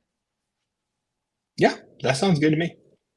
Perna with Everybody the see it? Perfect. XL Dolly Parton. Those two words, they work together. Uh, Perna. oh, this is when we see everyone who's here. So I get to say what up to everyone. Steph, what's going on? Oh, step. Laser Brain, what's up? Inner Global, my man. Cheers, how are you? And a Cute, global. cute E Deegan. Cutie Deegan, hello. Sin. Hi, Sin. How are you? Hermit Style, what's up? Mike Drought, my man, what's going on? Trey Lance Weekends. Can dig that. Hello. Spatial Zero, like that name. Ash, hello, my friend. Caster's in the building with the entry into the giveaway. I like that. I gotta buy some art from you soon, my friend. I gotta buy some art from you soon. I'm in that world now. Baby steps, baby steps. Be easy on me, please. Who else we got? Claws Out Collection, love that. ZL, what's going on? Hitman's Kid, hello. Yeah, Claws Out is doing started their own YouTube channel. It's Nice, awesome. They should definitely fantastic. people should check it out. Claws Out collection. They're really lovely. It's really cool. Are we talking Wolverine character collector, or is just the name sort of inspired? I think the name's inspired. He does the person does collect Wolverine, but they have a range of Marvel card and Marvel content and just good stuff, really. I'm gonna selfishly say this. If the winner does not follow my page, then I'm not shipping anything. Damn. I want you guys to connect with me on Instagram. I do not have a YouTube channel. I know all of you guys love YouTube, but I don't have, I have a channel, but I don't put content there. So I'd like to connect with you. Mm. Just please follow my Instagram page. It's this name here, the 9.9 Newsstand. And that's where I'm going to get your shipping information from. But if I go in there and I'm talking to someone that doesn't follow my page, it really just hurts my feelings. And I feel like an idiot doing that. Thank you. But so for one of the requirements of the giveaway is to follow 9.9, so everybody isn't that understands. how it goes? You do a giveaway. It says That's follow how it the goes. page, leave a comment, share the post. You don't have to do any of that. Just a It's hashtag internet etiquette and at this follow. point. Now Yeah, they're gonna unfollow me because I asked for it. sure. All right, forget it. You don't have to follow. Just forget it. Do Yeah, what I you don't do. think I you love can you go anyway. back now. Gosh. This is what we get for going live, right? We did a live. That's exactly what it is. Yes. This is exactly the problem. Someone should enjoy these. But let's carry on with the conversation, Fausto. Yes. Fausto, let me ask you. Please. Let me ask you, because you asked me about collecting and you've been thinking about this. How do you feel, and on a larger, in a wider sense, how do you feel collecting is at the moment? Do you feel like it's a healthy community growing? Is it where are you with it? Thank you, Random. I appreciate that. I think it's funny because I've been thinking about this question and I've had other conversations with other collectors and I've heard people leaving, I've heard people taking a break, I've heard people doubling down. So it's been a variety of people doing different things in the hobby, funny enough. But in terms of any opinion I have on the hobby, I really have learned that what I have an opinion on what's actually going on really doesn't mean much. And that's not me putting myself down or anything down. Pretty much, it's me understanding that the moves that people are making while collecting are their own, and what they end up doing is finding like-minded individuals who also choose to collect in that way. And those pockets of people can move mountains. And I've learned that that's really what happens in the hobby. And that is something that is unavoidable. It's completely it's somewhat impossible to interpret as well. I think what's happening with Marvel cards right now is that it's getting a lot of attention. I think people are excited to collect. I think people are looking at these cards either coming back or looking at them differently. But it's funny because I've been watching Marvel the Gathering content, Pokemon content, all card related kind of stuff. I don't really watch sports card stuff because I just don't know enough about it. But a lot of it is money. You know what I mean? A lot of it is lotto and gambling. Like it's childish to think it's not. You know, in my mind, when I look at this stuff, I mean, I've been very transparent on this channel. You know, I've helped people buy collections. I've helped collectors build collections. You know what I mean? Like I remember when Aoki reached out to me a year and a half prior to the pump. You know what I mean? To the kind of like talking that was going on where people were buying massive collections, making sure they felt secure in their investment, and then sharing it. Whether you call that a pump, you call that, you know, just putting information out there, whatever the case may be, whatever your opinions are, your opinions. But Hmm. it was fascinating to have all these conversations, to go through all of these things in the hobby and to experience them from behind the scenes, in front of this camera, and all this kind of stuff. Hmm. And it's really fascinating to look at where the hobby is now, look at the decisions people are making, and say I have any real, gauge on it or meter on it. It's really not there. I truthfully, I've learned, I've understood, it really happened with platinum, where I'm at now with my collecting, where I have my friends. I put a lot of work into building my collection. I love it. Like if I stop today, which I'm not, I'm good. Most people have to get the next thing. Most people want to continue to build. Most people feel like they have to have it all. You and I have had this conversation. I told you a long time ago, I never wanted to be so caught up in this where I felt like every surfer card was mine. You know what I Right. mean? Like I Right. never in a million years wanted that. I did it because I had a vision for how I wanted the collection to look. You know what I mean? That's very different to saying that I need this, I need this, I need this. You know what I mean? In my Hmm. mind. So now I don't do that. Now I'm at the leisure of really just getting to experience a set, pick up a few things, look at what people are looking at, understanding when something really interesting comes on eBay. If it's a price I can afford, and be like, well, this is part of history. Let me grab it. You know what I mean? That's my read on the hobby. My read on the hobby right now is how I interact with the hobby, which is with a lot of enthusiasm and excitement for the future, but also a lot of experience, if that makes any sense. It, You know it what I mean? makes a lot of sense. Now, I appreciate you sharing that, but now I want to dive a little bit into the beginning half of that when we kind of reflected on the fact that, a lot of the enthusiasm here is the engaging with the idea of hitting it big, putting Yeah, some money on the line, hitting it big. yeah. And now I mean, it's all but confirmed. Are we still calling it a rumor that Upper Deck is losing the license, or do we talk about it as a matter of fact yet? What are we doing? I It's weird. I feel like I've heard from so many people that it's a done deal.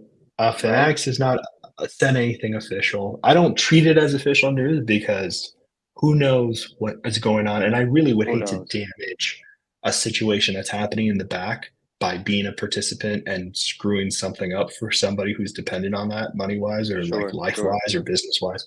sure. Um, I think it's healthy to say that we can talk about present signs and read the writing on the wall. You know what I mean? Is it like, and I'm not going to deviate because you're asking me a question, but I don't know. I don't know if to call it Fair, official. fair. I have no idea. Hypothetically, Hypothetically is good. should Fanatics become the new creator, distributor of Marvel product? It would appear, it feels as though that means there's going to be a whole lot more breaking going on because that's kind of the I culture would that's imagine. supported Yeah. um, from most of the tops products in the sports world and so on and so forth, right? I'm a novice speaking on this from the outside, and anyone, please feel free to keep me honest, correct me, but there's a whole lot of breaking going on in the sports world, and now the Marvel guys are doing it. Like that's just what it is. And so if we're being fed the product through the breakers almost exclusively, does that mean the culture of Marvel cards becomes even more the culture of gambling? I think it. I think Marvel cards had this. I think a lot of non-sports had this really beautiful organic experience at the beginning, where you know you were sold a whole set in a box. You know what I mean? You maybe Yeah, got like two of the five inserts, like with 90 MU. You would get two or three of the five inserts. Maybe you get some repeats in there. Like you get some of those holograms, but you pretty much got a whole set and some doubles, right? look what Casper said Um, here. He says Fanatics going to make Marvel card breaking an Olympic sport. Like I feel like that's what they want to do. that's not all, that's happening, period. They're already doing it in a way. Like you can see where Fanatics is. giving a lot of, especially when Fanatics Live announces a whatnot platform, which is Right. happening. That's so stupid to Exactly. think it doesn't. I'm telling you Exactly. right now, everything will be about personalities. Everything will be about personalities as you, me, whoever's on the internet. Personalities. Can they break? Meaning, can they be a salesman when they need to be? Hmm. And can they keep someone's interest through a 2-hour case break? And that world is going to identify really predominant figures, and it's going to be based on followership and profit. And that will be how we interact with cards from now on. It will be breakers, like speed runs for gamers, right? Those are the events that will be happening. Those are the things we're seeing. We're seeing the world change where it's not the singular experience of going to a card shop, getting a box of cards and coming home and opening it with friends, kids, whoever, or even opening online, joining Facebook, doing all this stuff. That no longer is the standard interaction. The standard interaction now will be break, participate in a break, be the highest bidder, get the shout out from someone who's breaking, get the attention on the internet, be happy with that, get a card, get it shipped to you, and share. That is because to buy cards, and this is the trick, to buy cards that I can't believe you're going to make me say this. You always do this to me where I don't What? want to talk about certain things, but I end up talking about certain things I because of love that it. gorgeous smile you have. You're the And you best. I always love it. trick me into this. You know this? To buy cards at the level that Whatnot is selling them at Hmm. requires no second guessing.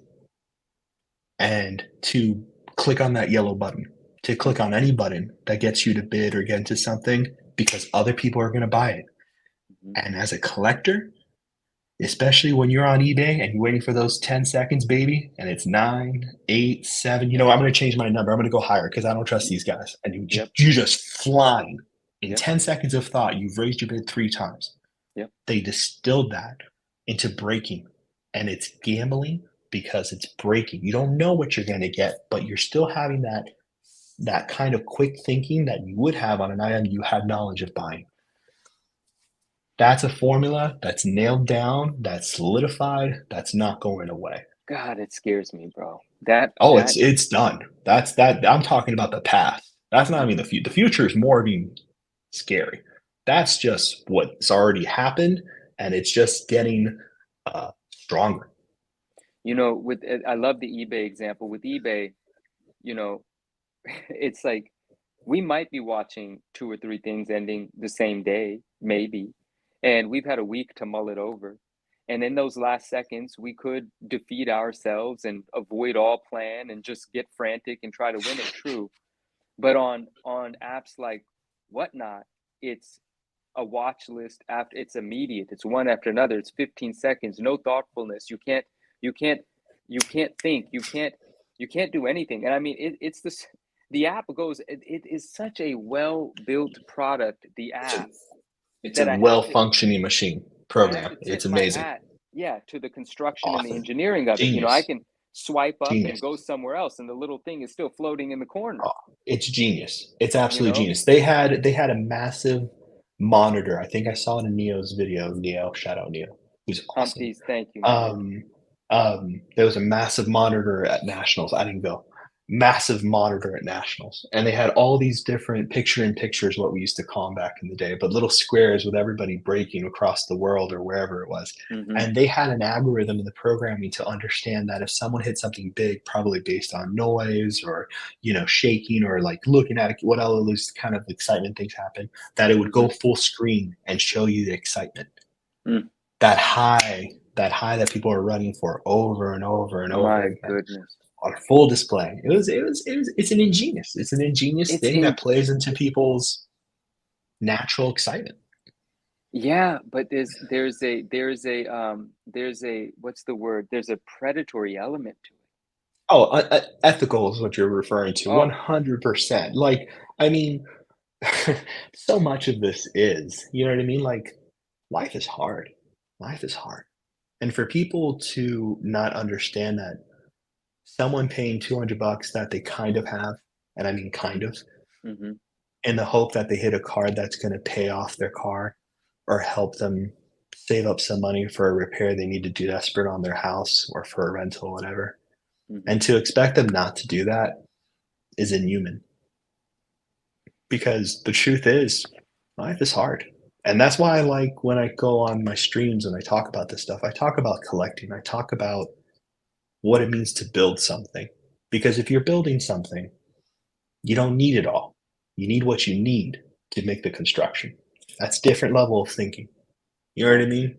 And Yeah. you don't need any of this. These are all just material things. Stupid in the end. It doesn't matter. Th- But that's why that's why I love these sorts of conversations, right? And I like the fact that we have thoughtful friends that add to the conversation, and we're able to, showcase the thoughtful side of collecting, and these ideas that um, I always repeat. I'm a broken record about them, and you've mentioned some of them today. Is you don't need everything, right? The idea of having everything, well, it's a fool's errand. There's no such thing as having it all, and you don't need it all. And there should be a level of satisfaction you're able to attain by even knowing where something is, right? Just enjoying the idea that it exists and it's not with you. I love things that I don't even own, and I use the example of yeah, I it's a do, good I one. very much Yeah, do. me too. No, no, same, same, same. And people say to me, how could you sell that? How could you sell that? I thought that was your grail. You worked 5 years to find that. That was so hard for you to find or grade into. How could you sell it? Well, it's left my possession. It hasn't left my universe. It hasn't left my life. My DNA is on it. It was a part of my life before it entered my life physically. Once it entered it physically, it became even more a part of my life. My hands have been on it. I engaged with it. I graded it. I found the buyer. I shipped it out. I packaged it with care. And now it just exists somewhere else. And I say this kind of cheesy thing. It's like, it might not be in this room, it might not be in the safety deposit box, but if you zoom out far enough, planet Earth is just a speck. We're in that same speck together. It's just in a bigger room, but it's still in my room. And that's been a very beneficial way for me to view collecting, acquiring, and letting go of things. That's why I'm able to let go of things, and especially when there's a profit to be made and better use for the money to be better ways to use the money or a use for the money, right? And I'm able to add to my life or add to my family's life in that way. I think that's a very healthy perspective, and I try to affect people with that. I And think it's lovely though. I think people what at Kane, first what up? first what you said, that's beautiful. Um Second thing is, it's very hard. I think people look at YouTube and they look at people when people attain things that are rare, difficult to get, costly, all that stuff. I think people who also want it, or people who look at that accomplishment say, "Oh, it's good for them because it belongs to the right person." You Yeah, know? yes. And I think that rhetoric, unfortunately, kind of, especially when you have that experience, you've excited, you have it, and then you sell it, and that's part of the experience, which, these experiences vary constantly with different collectors, and people are quick to judge because they've already made certain assessments and labels in their minds. And people feel it's inauthentic. People feel like it wasn't really important to you, or any of the stupid kind of things that people say. I think it's really nobody's business. And B, I think the bigger part of it is that people have to understand that, how everybody else does this, don't be a sheep. I've said it in the past, and people get nervous with that stuff because I know people say I'm an influencer and all this weird stuff, which I understand that I am because I do this stuff on TV. I understand. Hmm. But like at the same time, you really should not be listening to anybody but yourself. Yeah. And that's pretty sad.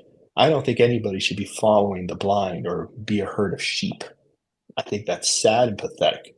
I think you research, I think you watch what other people do, and you become a leader of your own self, and you find things that you love, and you do it how you want to do it. I don't think it's right to A, judge other people, and B, to follow anybody blindly. Hmm. That's a I mistake. agree. um Let's do I this couldn't. drawing. Yeah, 33 yeah, let's. people, 42 people watching. Let me, these poor souls are like, who's going to get the damn Black Panther? Yeah, let's Let's get figure someone this out of out. 99 Black Panther that. Let's get Oh, you I some didn't. stuff, Yeah. people. Go, Okay. go, go, go. Good luck. Oh, someone new? Brow Coin. Brow coin. Help me with the pronunciation, but Mr. Coin, Mr. and Mrs. Coin, congratulations. You nailed it. Um, It's do there. me a It's favor. yours. It's the 9.9 Newsstand. Just DM me Yes. and we'll trade information. I'll get your shipping. Well, just need your shipping information, and I'll have these shipped out to you, in the next couple of days or so, and I'll send you tracking. But congratulations, and thank you so much for being here. Thanks for participating. That won't be the last giveaway tonight, but these are yours. Let me put your name on these. It was BROEW coin, correct? Yes. It was BROEW coin, correct. Perfect. And I'm showing everyone your Insta so they can see exactly, just in case. I doubt they're not following you, but there you go. That's our boy here. That's Manu, this beautiful man down here. Thank you. There. I appreciate you. While we're on this and while we're on collecting, would you mind on the highlights there? Highlight number 3 is how to collect. This is my guide to collect. Oh, this cracked me up. I saw this and I died. I thought this was pretty funny. There's a bit of humor in there, but I think it's very effective, right? So it simply says how to collect. So one might imagine I'm actually going to illustrate something that I think is like a guideline or a rule book. Oh, thank you, my friend. You've already DM'd. Wait, no, that's so funny. Tony just sent a message and it goes, "Hi, I'm Coin. I won the bag." I was like, for a second. Yes. Tony's a slick one. You're the man, bro. Tony's a slick one. Mr. Collector, what's up, my friend? How are you? That was hilarious. But here it says how to collect. Step 1, collect. And I have done that before, said it that way before, and I could just end it there. But I was feeling extra riled up that day. And I said, step 1, collect. Because that's really it, right? And identify what your version of, I got to stop yelling. Identify what your version of collecting is. Do that. That's how you collect. There's a million steps. Each step is collect. That's it. But I went on to step 2, whatever the fuck you want. Step 3, however the fuck you want. Those are the rules to collecting, right? And you're gonna make mistakes. Yes, there's strategy to make the most money. Yes, there's strategy that you have to personally identify within yourself to not spend too much money. But the decisions about what you love, who the hell else can make those other than you? No one, right? No. And they shouldn't, because it's not their money that they're spending. It's your own. It's 100%. And the response to this was so beautiful. A lot of our friends, they shared the same sentiment, which was so fun to receive, was this should be a shirt, right? And I just rejoiced. That was just really nice. And then before I realized that anyone would have wanted to share it, people screenshotted it and started posting it. And that's when I know that, oh, this resonates with someone. If you're willing to screenshot a story and post it, I've done my job. I love that. And then a lot of our friends shared it. So I really appreciate that. Now, it is not lost on me that when I do that, it is establishing some point of not an argument, but a debate, right? Because there are I don't remember if we've completed our last thought, but this is a new one coming. There are conversations that you've had about character collecting, and I haven't watched all of the content, right? Because I'm not much of a character collector. I collect characters. So how dare you? Live, say again. I said, how dare you? No, I mean, it's not, because the thing is, when you have spoken about character collecting in a very serious capacity, like the idea of how to strategize getting everything that you want or all the cards of the collectors, it's a disconnect for me, just because I don't operate in that way. That's all, right? And I've had friends ask me, actually, Donnie Boy just asked a good question, and we'll get to that in a second. But that was a very good question. I've had friends ask me seriously concerned questions about how do they collect, and it's like, I can't answer that for you. It has to be however you're comfortable with doing it. So when and there was another person that there was a comic book YouTuber that has now left comic book YouTubing. I mean, God bless him. I hope he's doing fine. I hope he's doing fine. That's all I'll say there. But he has left comic book YouTubing, and he put out a book or something about how to collect. And I always just thought, how ridiculous. How could you tell somebody how to collect? You might be able to tell somebody how to use a system of purchasing, how to research, where to find information about values. But how in the hell can you communicate to someone how to do something that satisfies them emotionally? I don't know. Maybe you can help me understand that. To me, I do not understand how to tell someone how to collect. So, okay. This is awesome. I've had the same conversation with Donnie. I actually had a great conversation not only with Graydon Last Pack Magic, but also Matt, who is the Gambit collector. I have to look up his last name, but I talk to him quite frequently. I consider him a friend as well, and Thank you, he's a great Nathan. guy. He's a Yeah. great guy. Who is? Sorry, Um, I've heard Graydon, but he's a Gambit collector, and his oh, name okay. is Matt, and I'll find out his last name. You've seen him on the Shout out. channel. He's been on my channel. Shout He's out. great. Nice. Um, it's funny when I talk about character collecting, however you decide to collect a character, there's just many ways to do it, right? It's unimaginable the list of how long it is because anybody can invent any way to collect a This character. is what You know I'm what I saying. mean? Hmm. Yeah, 100%. I think what I get questions too, and what I build content around sometimes, and which is why I had and still do have people, character collectors, come on the channel and show their character collection. Why'd you mesh his sketch? He's not going to ship you anything. I am. Message me, No, my not me, friend. brother. 9.9 Newsstand. I know it's my channel here, but 9.9 is the one giving it away. He's doing all the and, hard work. and I'm just teasing. I'm sure you'll get a message out to me soon, and I'll connect with you I'll after the send him stream. over there, bud. Sorry, carry on. Yes, please. So, when I've had people ask me, "Oh, how do I build this character collection?" Stuff like that. My first thought is, what do you want to do for a character collection? You know what I mean? Like, what's your creativity? Like, I've had this beautiful conversation with Matt where he's like, "Well, I want to be a Gambit collector kind of guy," and I'm like, okay, well, here's the different Gambit collectors that exist in our arena, right? There's a person who's collected Gambit sketchographs, the 1998 Marvel Creator Collection Gambit, and she is famous, famous for having a massive collection of Gambits. We talk about her. I talk about her with Elena Perna on my channel. She's a fantastic collector. I've never had the pleasure of speaking with her, but she's a rock star. Her Gambit collection is insane, and it's one from every artist, sometimes multiples, and she just went to town. It's just a sick collection. So I was like, are you going to find any of those? Probably not.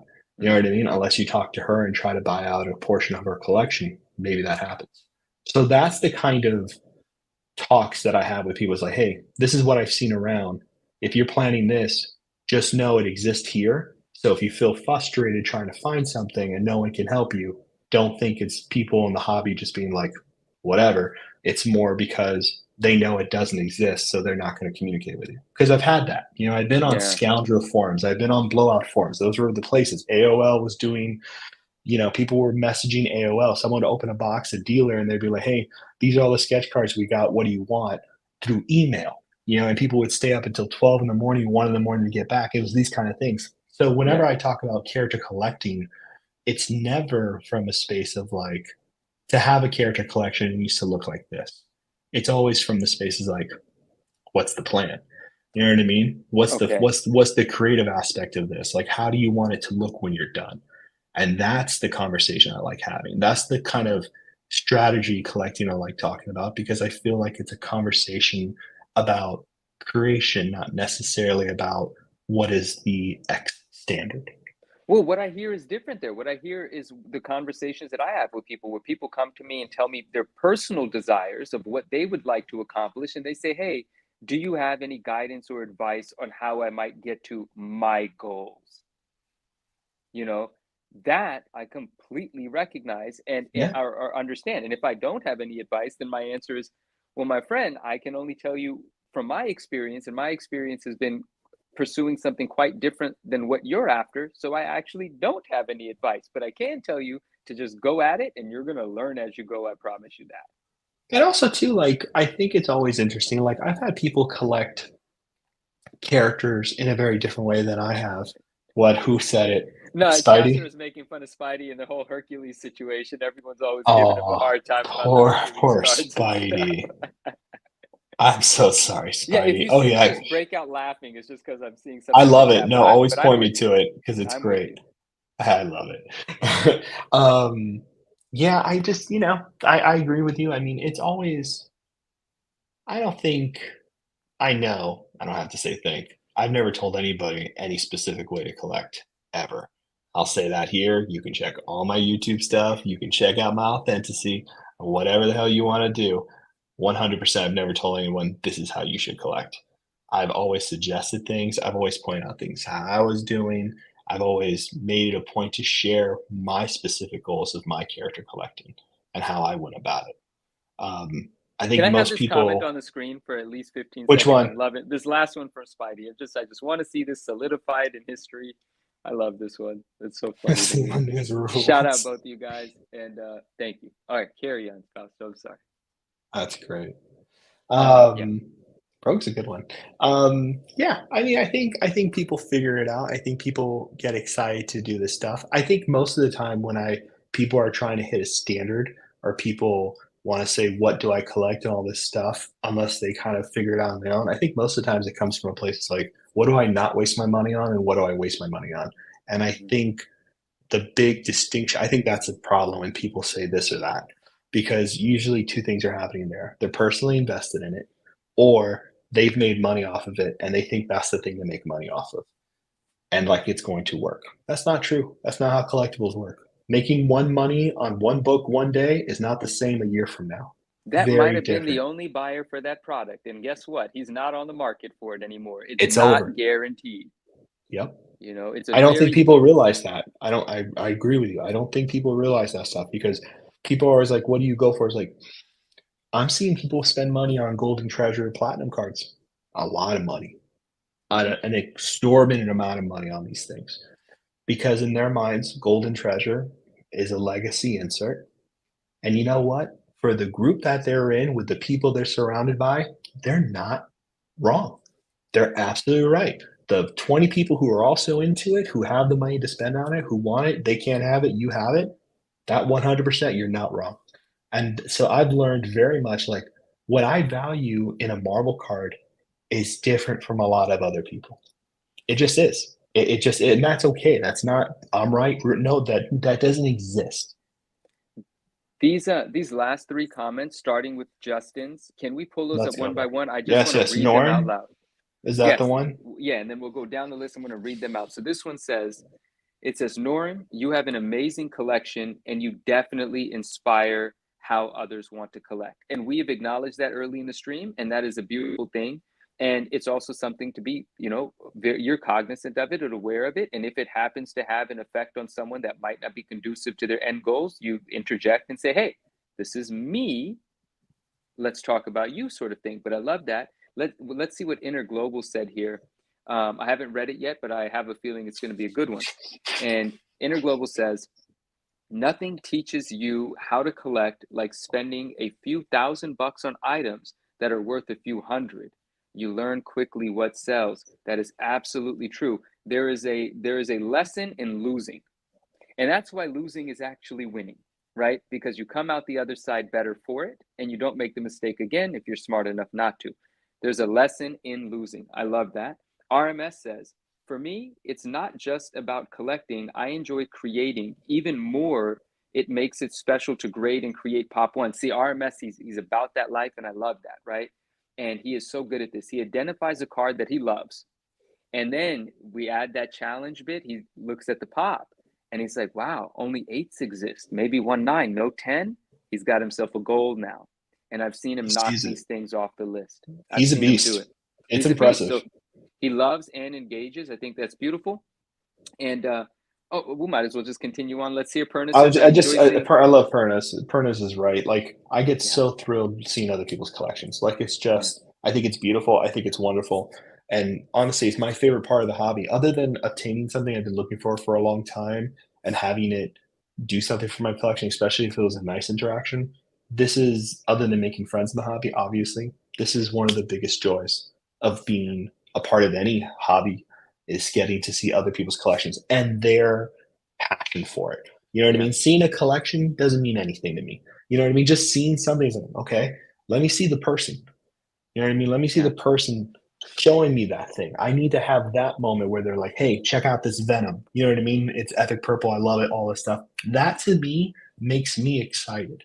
You know what I mean? That's the beauty of sharing. And I think that's really great, Perna. No, I do absolutely agree with that. And there's one message here, and this could be its own. There's a lot that Ooh, can be. I might get in trouble bringing this one up, but let's do Jim it. says, "Is it Yeah. Jim?" Jim says, "You're not collecting if selling is the motive." Now, it depends on how we're talking about, and this is all personal perspective and opinion, because I love selling. I am a seller. I am absolutely a collector. I've been my whole life. An example I'll give, I'm going to keep talking about 2024 XL because I love it. So now I have two of these. I've collected two of these.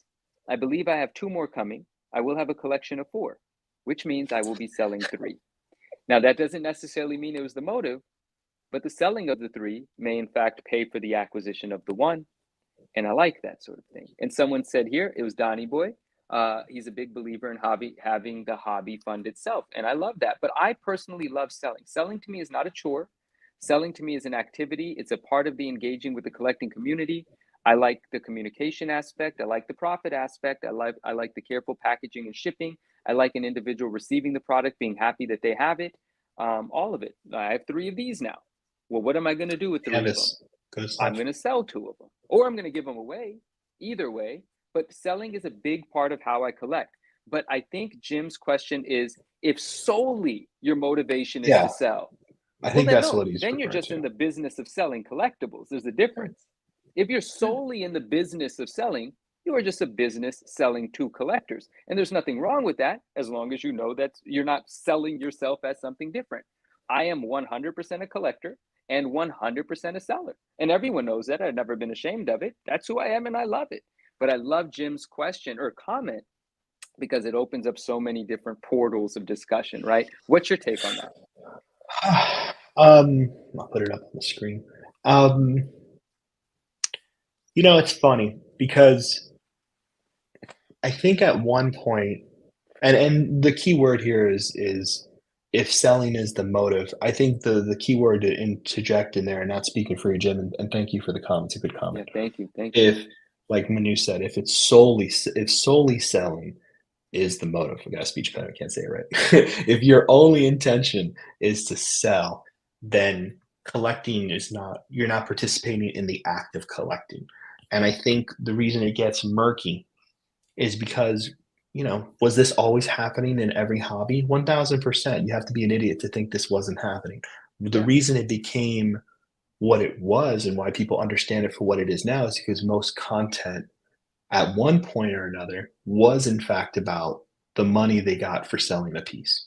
You know what I mean? Anybody who fans money out on a table trying to get a piece and doing this thing and having that big show of it, is purposely trying to build the excitement, the thrill, giving knowledge of what the behind the scenes is of buying something at money or whatever the case is. Right or wrong, that's not what any of this conversation is about. I think it's more that those videos, that content, the idea of showing the behind the scenes, how people making off things, finding treasures, then selling them, all these kind of interactions. I think people misunderstand that when they're watching that, they're like, well, they're inauthentic because they're claiming that they love this thing, but they sold it. And I think Yeah. that's the misnomer. I think that's the mistake. You know what I Yeah. mean? I don't think that changes. I remember having this great conversation. I hope he doesn't mind that I'm saying this, but I was talking to Shane at Heroes Con. Shout out Shane again. Yeah. Shout out Shane, Pop Culture Mhm. Cards. Great Mhm. guy. And we were having a conversation and he brought some cards, major cards. People didn't I know bet. what they have no I idea. bet. The man Yeah. put them out on the table. People came by, looked down, and I was like, "You guys don't even know what you're looking at. This is crazy good stuff."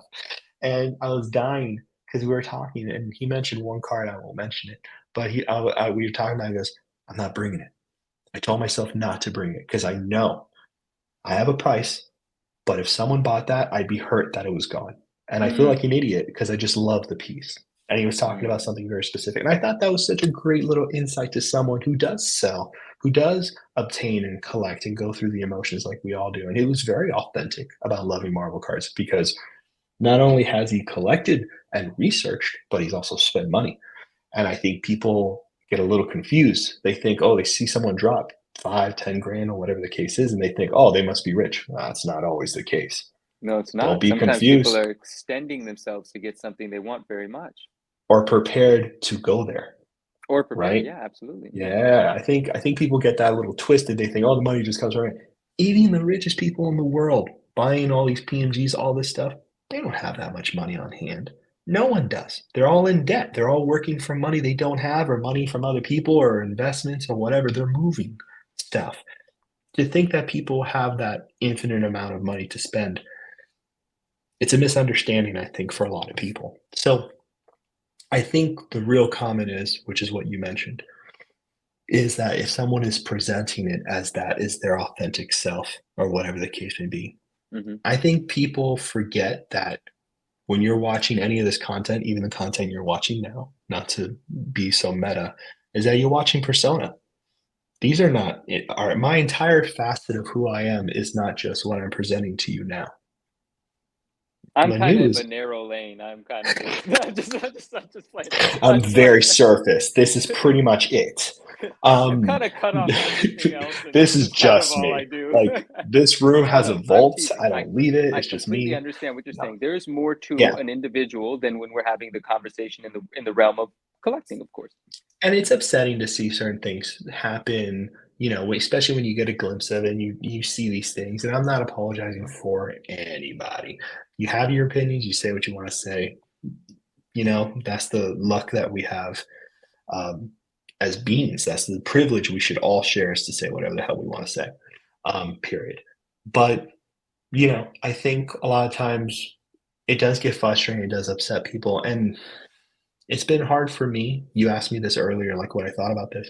Hmm. It's been hard for me to sit back and just kind of have the realization of like, I can't let this stuff get to me. You know what I mean? Little things. You know what I mean? I can't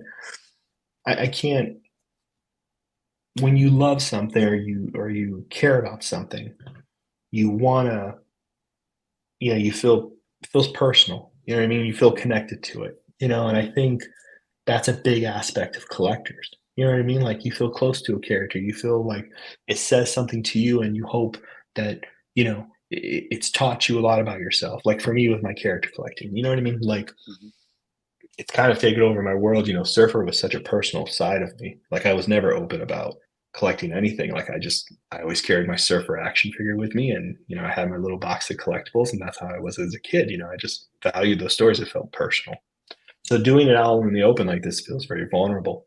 But, you know, it used to upset me when I see people sell stuff, build stuff up, do this stuff. I'd be like, man, I just heard this person complain about this shit for 3 months or 8 years or whatever. They got the damn thing and then he sold it, right?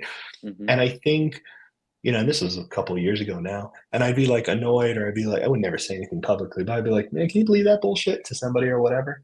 I think, Hmm. and we all gossip and talk shit about each other. But I think what's important is that, it's not real. You know what I mean? What people do with these things, how people have these interactions, what they sell, what they don't sell, doesn't take away from who they are. You know what I mean? It's just what they did. It's a very different thing. And it's hard to have that kind of reaction. You know what I mean? It's hard to go from the instinct reaction of something to having the actualization of being like, and that's over there. That what you don't know all the details of X. You know what I mean? To judge someone without, you know what I mean? It's stupid. You shouldn't be judging anybody anyway. You know what I Yeah, mean? Yeah, yeah, you don't truly know what someone no. is thinking or their What they're going reasons, through? Yeah. you know, and for a negative twist on it, you never know what someone's up to sometimes, right? Like there's also like someone could do a really good job of coming off very sincere, and they might be the wolfiest one of the bunch. You never know, right? So, but that's kind of the fun. And that to me, that's exciting and fun, and I like that there are personalities and different dynamics associated with collecting, especially when you get to a point where things are super rare, super scarce. The competitive nature is there. It very much is there. People will tell lies, people will keep secrets, and it's like, you know what? Well, that's the game. You got to enjoy the game a bit as well, right? Very much so. I love something that well, Jim, I'm going to touch on this really quickly. Jim said here, honest question. Um, because I don't know. He said his words. He said, honest question because I don't know. Has the breaker streams been a big factor in the price inflation of cases boxes?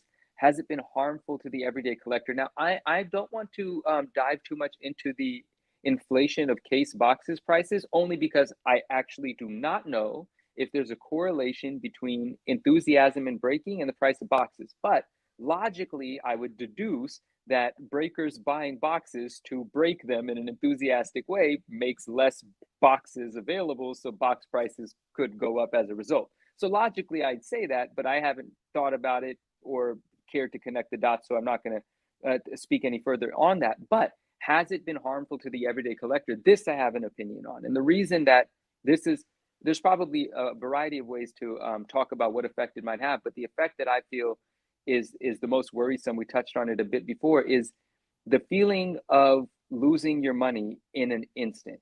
And that is devastating. And for some people that aren't built in a way that can rebuild the positivity after being slapped in the face with the loss of a couple $100 because they didn't pull the card that they paid a couple $100 to try to pull in a case break. I hate knowing that at the end of a stream, there are a handful of people that are heartbroken. I hate that. I can't avoid that. I know that. And it hurts me. And it was one of the reasons that I really loved doing raffles back in the day. But I also really, every raffle came with so many warnings. If you cannot afford to, because some raffles were $100 per entry, and only one person's going to win the thing and 25 people are going to lose $100. And so I had to always make it very clear. If you cannot afford to flush $100 down the toilet, you cannot afford to enter this raffle, right? Because I know that sucks for people. Dude, the way that you sleep at night is affected if you take a loss prior to going to bed. And that is so unhealthy. So yes, that is a harmful effect of the gambling element. But if you gamble responsibly and you could afford to do it, then you're not going to be affected in that way. But a lot of people are just influenced by the fact that the activity is happening. And so, yes, there is a harmful side effect of it. I do believe there's going to come a point in time where this market is going to have some sort of regulation in place. Now, I don't know how regulation is going to stop people from spending their money, and I'm sure it's not going to become a sort of environment. That's What good. did you? That's Well, true. Yeah. oh, No, I'm not. That's smart. That's smart. The way you said. I'm not sure how regulation is going to it's stop not. people from Well, spending their money. That was a good well, quote. I I like mean, that. I'll give an example of when regulation did help, but what it took for it to be helpful is not something that's going to happen here. And that was the space of cryptocurrencies, right? There were always these things coming out called ICOs, initial coin offerings. It's a play on IPO, an initial public offering for a company going public on the stock market that has a product they put out, profits they make, earnings, whatever. An ICO was someone putting together what they used to call a white paper, and it's the write up of the idea that you're hoping to introduce to the world and change everyone's life. And then you have cryptocurrency coins associated with it, and the coins will serve a purpose once this project actually materializes. But people would just spend all of their money investing into ICOs. Sometimes they were legitimate operators or people that were, planning to build this product and release it. But a lot of times it was just scammers. And you would send, $20 million worth of Ethereum into this one address, and all of a sudden the Ethereum gets distributed amongst whoever was stealing it from you, and this ICO is never going to happen. So regulation had to step in, and there started to be these companies that you could invest in ICOs through. And the reason you were protected is because those companies would only allow you to invest if you were an accredited investor. And the definition for an accredited investor, I think, is different from state to state. But here in California, it was at a certain point, it was that you had to have liquid assets, liquid 250,000. Oh no, you had to make at least $200,000 a year, and you had to have at least, I forgot the amount of money. I'll make it up, but it has served the point. $1 million in assets, and it could not be your primary residence. Meaning, you had to have things that you can sell to turn into $1 million, right? If you're in debt or you don't have money, you can't invest to gamble here, and that helped that space. But that sort of legitimacy or that sort of mechanism is not going to be introduced to the world of card collecting, because some people are just losing $100. You're not going to ask someone, do you have $200,000 before they spend $100? So I don't know what sort of regulation is going to come into place, but man, there's definitely people getting hurt here. So I'm sorry I was long-winded about that, but I That's not. No, no, emotionally no. feel that. I think a I'm always impressed by your vast knowledge on things and your insight into the stock market and talking about trade and giving me a good definition. No one's explained it as well as you have to me, and I I really appreciate appreciate that. that because I learned Thank you. something I didn't know. So that was awesome. I think it's a great point, and obviously regulations are going to happen, and I think Manu is 100% right on this. I mean, he's right on a lot of things, obviously, but this is a great point, and I think it answers the question very well too. Um, Always going to hurt people. The question, the having this stem out a little bit. and we'll start wrapping it up like in 20, 30 minutes probably, Okay, unless we cool. get into something because you and me will probably get into something. We will be back for another one. We're gonna do another one. We have Yeah, to do it part two. yeah, Um, Here's a question for you. Well, let me first. I have a question for you, but I don't want to get sidetracked. yeah, yeah. Kasha said something amazing. The collector still hers is 100 times in original comic art because it's a one of one. I have seen people try decades to get a piece. I've I heard. can only imagine. I've I heard. I don't even want to even like touch that because that devastation is insane. I Yeah. think it was a great point, beautifully said. Jordan, later, buddy. I'm sure you already left, but you're awesome, dude. I love Oh, your Jordan, collection. have a great night. Thank you. Thank you. Great guy. Um, yeah. So there's a lot of good comments here. Just wanted to go over stuff. Good breakers. Alonzo Collectibles, very good breaker. Justin, there's a lot of good people out Justin's there. amazing. Wax. Absolutely. There's great breakers out there who do giveaways, who try to make it Yes. entertaining to watch, Yes. Yes. items at random. I think people are trying to accommodate people Oh, who Justin care. wasn't Yeah. here, I don't think, when I prefaced some of that. Like, I've definitely said, and Justin, I just want you to hear this. I talked about you and what a delight it was to be in your break and what a welcoming and warm and safe environment it was. And I remember the notion of, if this spot doesn't hit, you're not going home empty handed. I think it was actually Justin that offered a beautiful sketch with two characters for the sketch spot, should the sketch spot not get hit, because that is a pure gamble. The chances of you hitting a sketch out of this Pure sketch gamble. Yeah. are, a half a percent or whatever. And so Yep. I love that. And Brian, Paper Heroes, was the same sort of accommodating in the stream. This environment that was just friendly, right? And so there are those breaking environments, but those, I'm afraid, are the minority out of the overall breaking Yeah, of culture. course. And so Yeah, yeah. I'm sort of making a commentary about that, but Mm. definitely not to offend the good guys in the space because they're there. No, 100%. No, and it's like every space. There's people you're gonna vibe with. There's good people. There's bad people. There's whatever. It's just how it works. Um, so I got a cool question for you, and Yeah. I'm interested to see your thoughts because I know a lot of things are happening on your end, or at least I imagine they are. So I imagine, and you've seen so much of this, and I'm fascinated to see your take on this. 5, 10 years from now, let's say 5 years, because Okay. I think it's more than 5 years than 10 years. A little crystal ball kind of talk. I perceive people who are collecting at very high price points, meaning big cards, spending a lot of money to obtain them, bigger collections, like the one that was mentioned in the PSA article recently, which we were talking about before. So I haven't. I was going to do a reaction video because it's an interesting article, and they're talking Mm, about Marvel cards. Anywhere that mm, talks about Marvel cards, I'm always in. yeah. Um, and this nice guy, who I believe he's a nice guy. I haven't spoken. He seems like a nice guy. Loves Marvel cards, collected it just like us when we were kids. Drew Marvel characters just like us when we were kids. Very humanizing article, and I'm sure it is because I've heard people talk about him in a nice way. Was this the really Um, famous person, perhaps married to yes, a the very guy who famous owns celebrity? Reddit. Yeah, Yes, so of the guy, course, of course. Yes, I super saw the sweet guy. article. Yeah, Right. that's the So brand new article. That's right. that's the one I was talking about. Very So cool. Yeah, carry on. very cool, very awesome, Married to very Serena much. Williams, I believe, if I'm not Yes. mistaken. Yeah, Yes. yeah, Very nice. Very successful, creating Reddit, which is an amazing amazing. platform. Yeah, Serena is one of the greatest athletes of all time, yeah. obviously, But but he sorry, didn't collects mean Marvel to. cards and he He loves it. does. No, you didn't at all. He loves Marvel cards, very similar to us in similar stores. In 5 years' time, I feel like there's going to be an arena of collectors that are going to be very much visible and on a very different level than what people are expecting to see.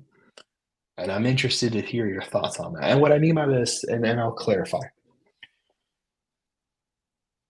Who do you think are the most like? Who do you feel is the most visible collector? And I want to hear about comics as well. But for cards, right off, who seems the most visible card collecting people wise? Like what bracket of card collecting? Do they collect the rarest stuff? Do they have interesting collections? Have they been around for a while? Are they just on YouTube and they collect X? Like who are the most visible arena of collectors of all of our different places of collectors? What's the most visible I mean, to the general public?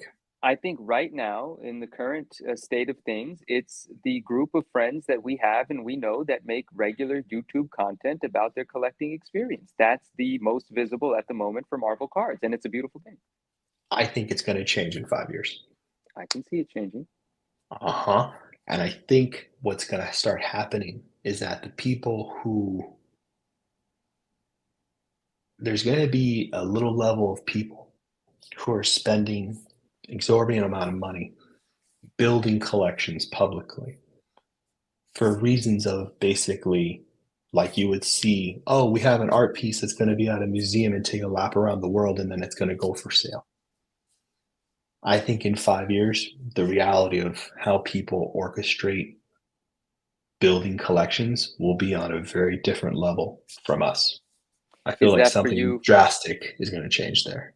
for better or for worse? Where are you with that? I it's funny. I'm sure you feel this way too. Being someone who's talking on YouTube and having people listen, blah blah blah. You always feel like you have to like express an opinion. Is it good? Is it bad? Blah blah blah. That doesn't interest me. I'm more interested in talking about seeing the future. I Hmm. like seeing the future. I like speculating on where things are going. I like seeing the patterns and where Well, they're let's leading. Well, I think you're right in your assumption. I think some form of what you are foreseeing is definitely already taking shape. And okay, and let's leave out for now for better or for worse, because that's just a Yeah, whole let's bunch of leave that out because it opinions. doesn't Yeah. matter. It's happening. It's not like my opinion of it's going to change the So trajectory of X.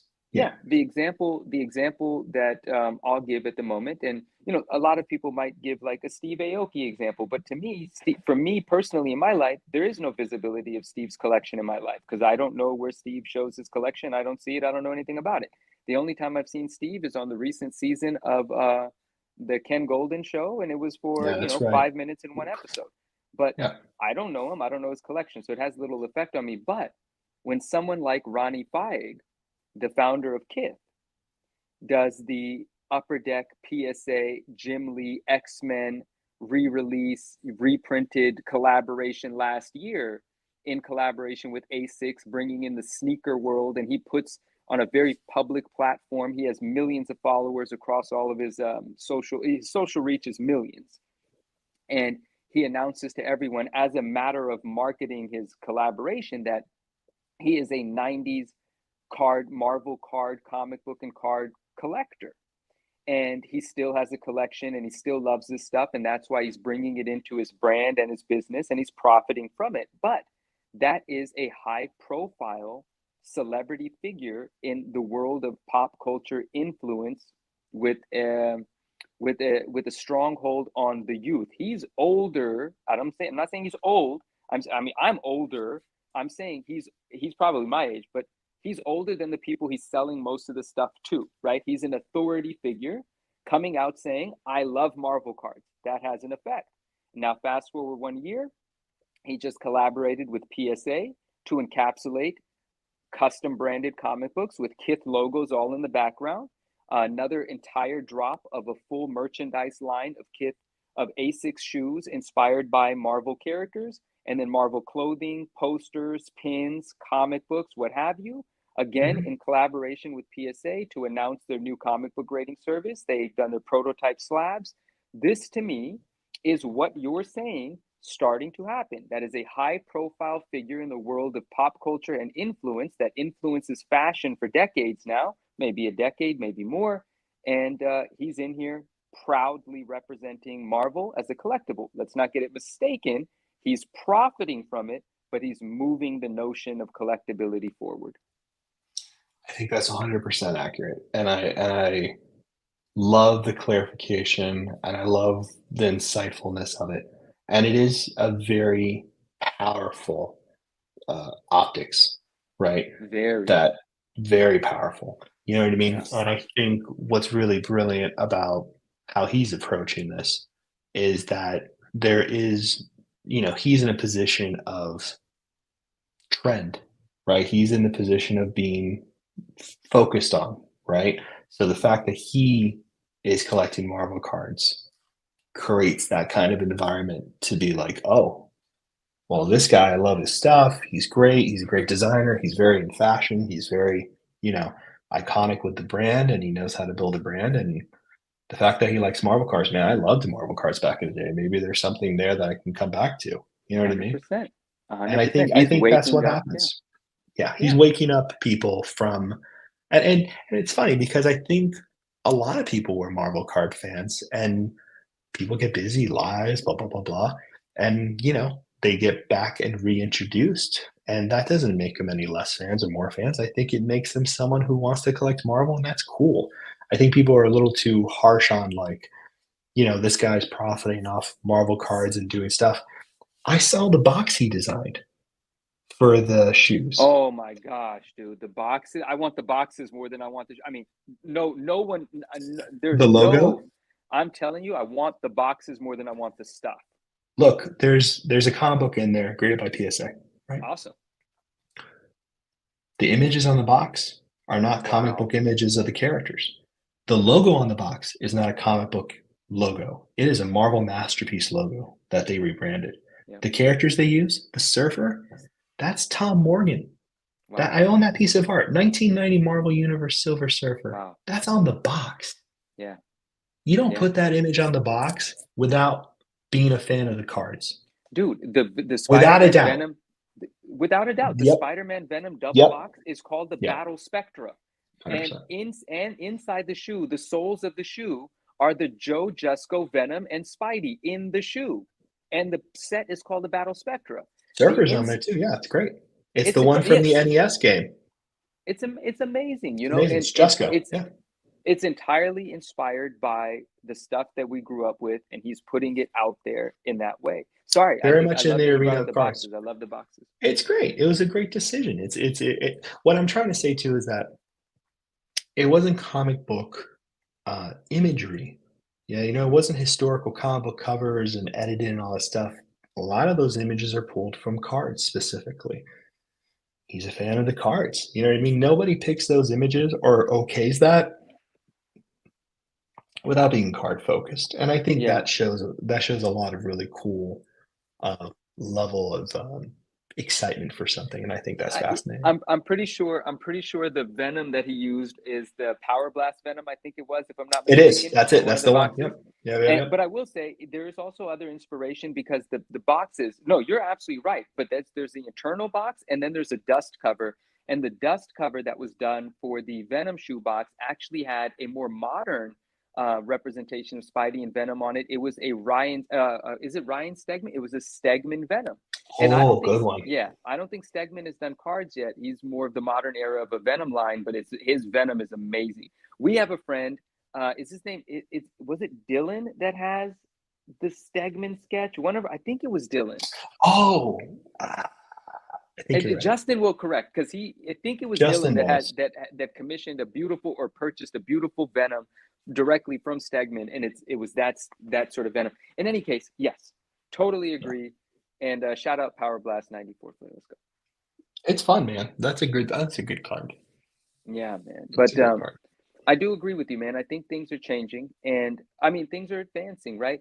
And it's not like it's not like Marvel cards are Rolexes. It's not like, there's this thing that happens, right? Like an individual will level up in life. I'm talking you could level up emotionally, you could level up in your soul. I'm saying like someone starts making some more money. That kind of was what I'm saying. You start making some more money, you might find yourself at a different dinner, you might find yourself in a different room, you start noticing watches that people are playing in a different tax bracket, right? And that inspires you to buy those watches. This is this natural thing that happens. Like, oh, I could afford one of those now. That's what these guys wear. Well, I'm one of these guys. Who do they think they are? I'm gonna go buy me a $20,000 watch, right? And if you're strong-willed enough, you don't fall into it. But if you like the watch, you got the money for it, you most likely will fall into it. And and Marvel cards haven't become that yet. But as individuals that you aspire to be begin to collect and showcase, it will influence people that can afford to do the same.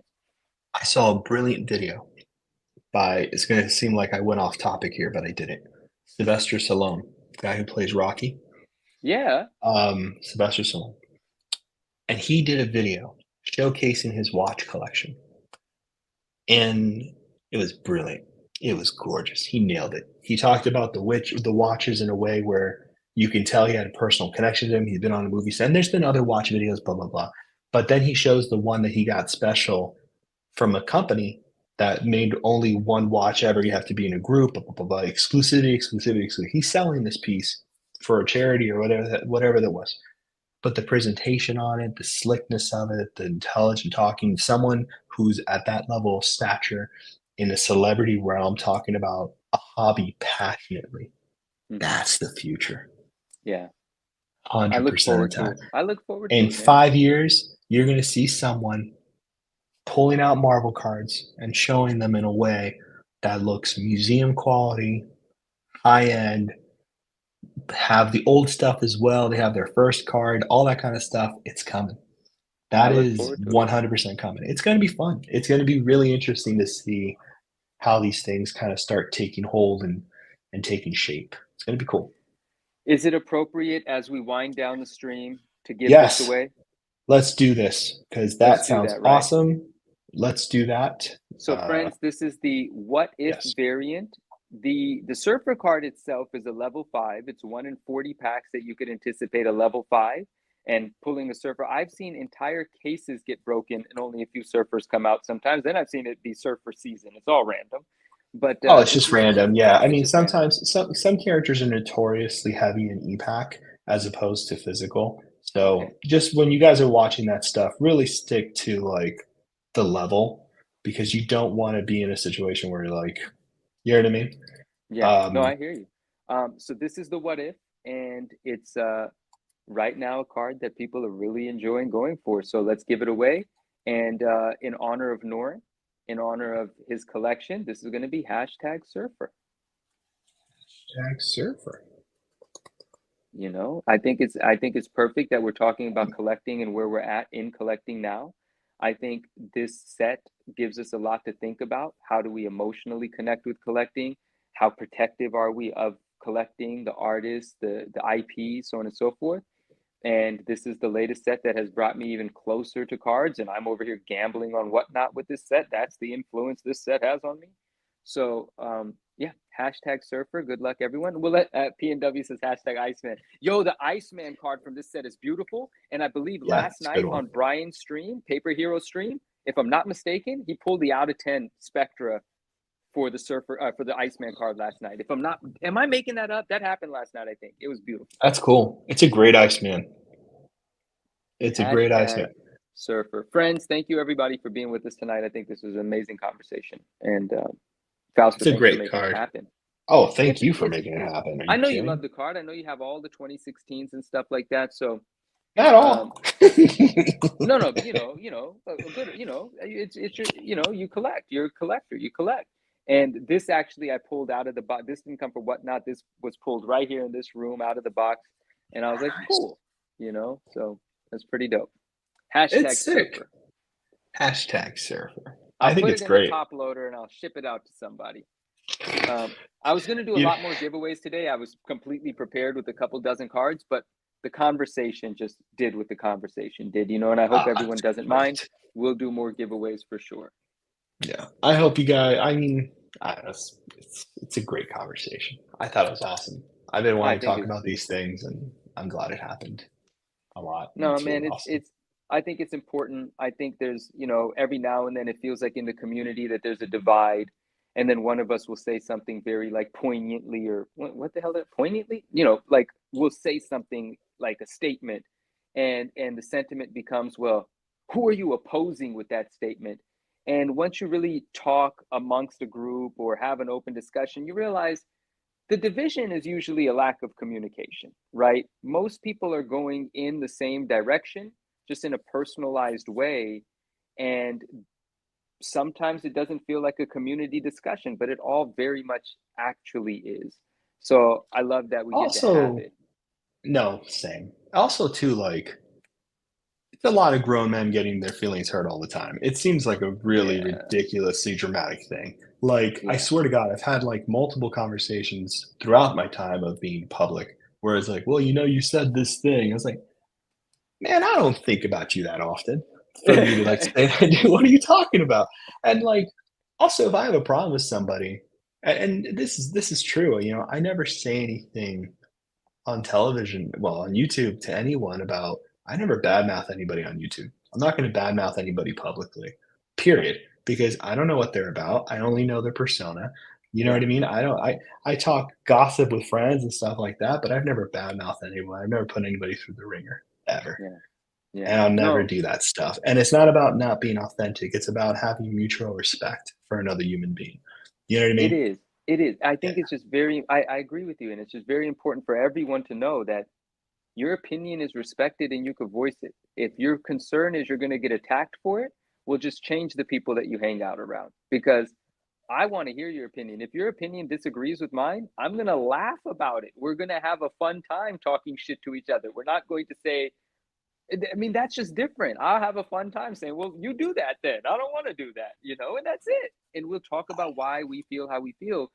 It should be a place where we can absolutely disagree or agree to disagree. When someone draws that line in the sand and says you're wrong if you think that way, well, that's just where it's well, you now you've The alienated only yourself and time the only time someone's wrong to the point where it requires an extended argument is really where someone's opinion is about an entire race, a gender, or they're saying something nasty about somebody else out of pure stereotype and disgusting nature. oh, That's there, oh when yeah, it's a there's a problem. wrong. That happens, then there's a problem. I, But if you yeah, like a set and I don't like a set, or something happens like that, and you're expecting a confrontation on YouTube about that, you're a child, period. yeah, It's no, a ridiculous thing to say that and to think that that matters at all because it right. doesn't. I was telling Justin the other night, like I very vocally have said things are wrong, but that's when someone's scamming or stealing. Like wrong is wrong. When the whole CGC scandal thing happened, I didn't think I was stirring up drama, which by the way, the whole community backed me and it became the biggest thing ever. And CGC had to get into lawsuits and do live streams with me as an interview because it was the truth. I exposed the truth in something. That was me saying it was wrong because it was wrong. That's when I said this to Justin, I loved it. I said, I wish I recorded myself saying that. I reserve the right to say something's wrong when it's actually wrong, right? Like that's when I will call it out as wrong. Other than that, we could have a difference of opinion. I want to be able to hear it. Graydon and I, who are amazing friends and we love That's talking to each great. other, we Love do that guy. things very differently. Yeah. You know what I mean? And we just have a conversation about how we do it. He does not grade cards at all. I'm a snob about high grade cards. Does that mean I don't love grading? I I love it. I'm a love grading. snob. So anyway, Oh, I think I love this, and I think this is great for all of our friends to be a part of this conversation and keep it going.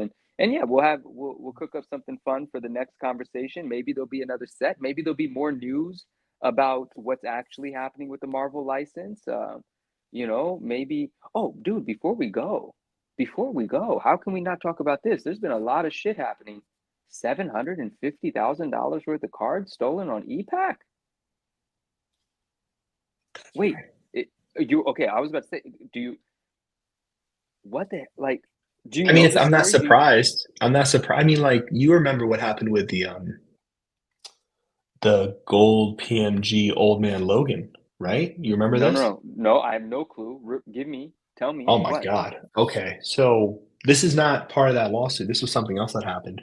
But a friend of ours, remember we talked about him? You've heard his name, Alan, Mr.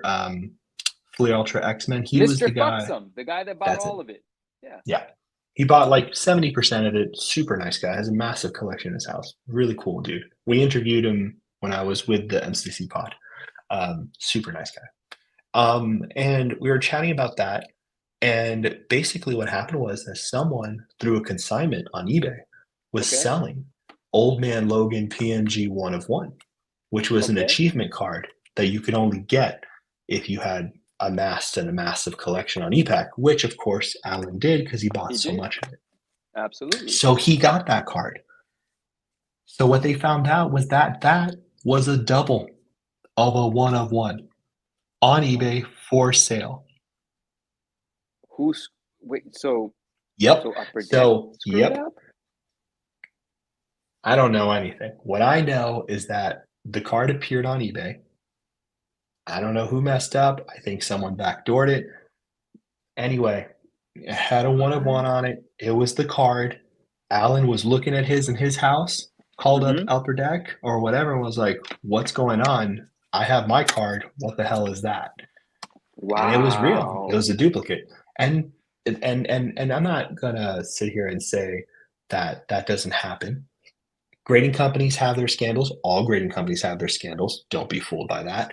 Card companies all have their scandals. They all do as well. People make mistakes, people as employees, whatever. It happens, kind of weird stuff.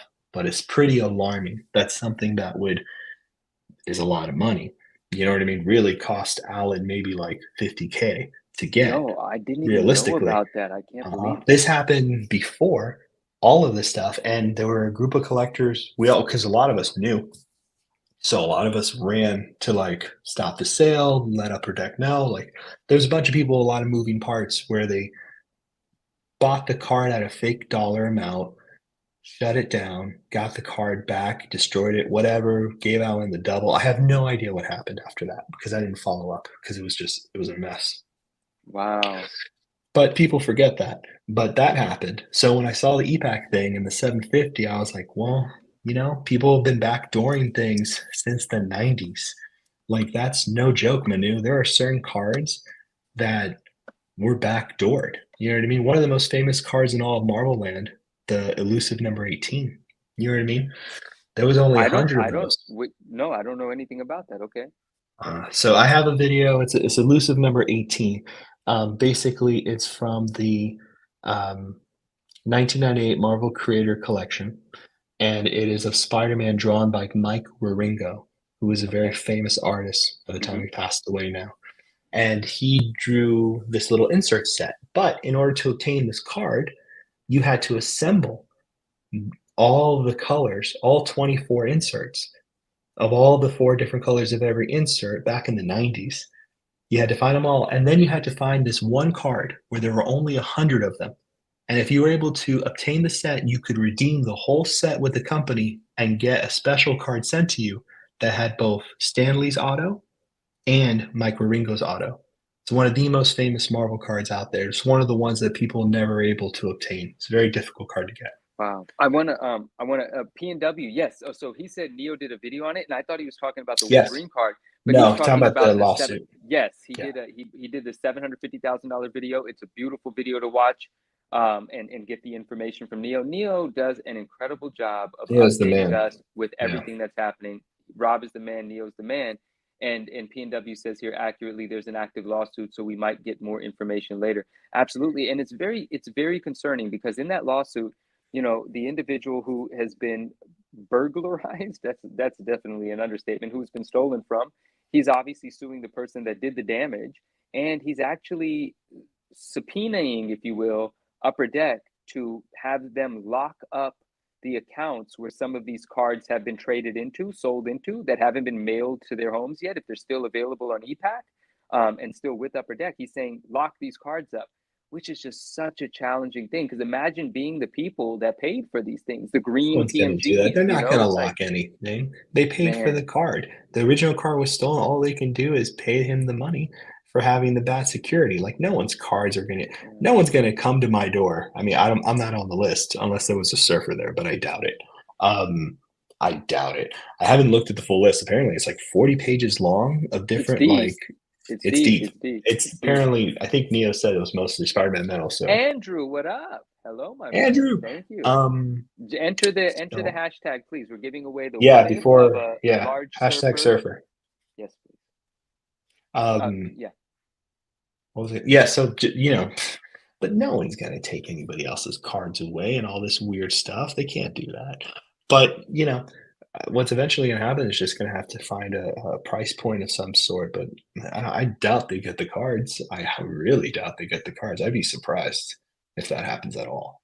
And I wish them the best, and I'm eager to keep getting updates from Neo about what's Yeah, happening and watching for his sure. videos because I'm curious to see how it goes. So let's do this. We have 23 entries. The odds are good for you Yes. guys. Thank you for being here this late, and let's not go on too long with the stream only because I want people to be able to make it through the No, entire thing on the 100%. replay. Let And me go I ahead love and hit this. draw. we'll Yeah, start good luck, wrapping it up. everybody. Good luck, everybody. I'll start wrapping it up now. And oh, Josh got it. Josh Nice. comment. What's up, buddy? Congratulations, my man. Congrats, man. You know the drill, my friend. Please DM me on Instagram. And oh, he was like one of the last hashtags in too. So good on you. Good on you. Very nice. Hey. Congratulations. Just DM me on Instagram. We'll talk. I'll get this out to the mail, so on and so forth. Let me write your name down before we end this stream. I love that, Josh comment. Thank you for being here. Appreciate you. More Hit up giveaways. 9.9 Newsstand on Instagram, Josh. Okay. Please do, please do. And if anybody else wants to connect about anything, has any questions about anything, today was a card heavy night, as it should be. This is what we're talking about. And I do a lot of comics and other things as well. So we could talk about all sorts of things if you feel like connecting there. Well, this was awesome. Let's start wrapping this down. You rock, as always. As always, you rock. I appreciate you very much. And likewise, thank you. This is awesome. Tony with another message right away. Hi, it's James comment. I won the Surfer card. Of course. He's so fast. It's not even funny. I want to, Fausto, thank you for having me. Thank you for providing the platform for this conversation. Incredible. I'm glad that we were able to make it happen. I look forward to the next. Open conversations are the best. And a huge shout out to all of our friends that were with us tonight. It just means the world that you would spend time with us. I know on the East Coast it's quite late, and I appreciate it. I appreciate all of the feedback, the comments, the questions. Let's continue to collect together and talk about it. You guys will see a part 2, obviously, because I knew this would happen too. I was like, once I open this door, Manu and I are just going to be talking more and more. So we will. This will be happening. It's so good to see you all here. Thank you, Manu. Thank you for being here. Thank you. All right, everybody. You have a good one. I'll see you all soon.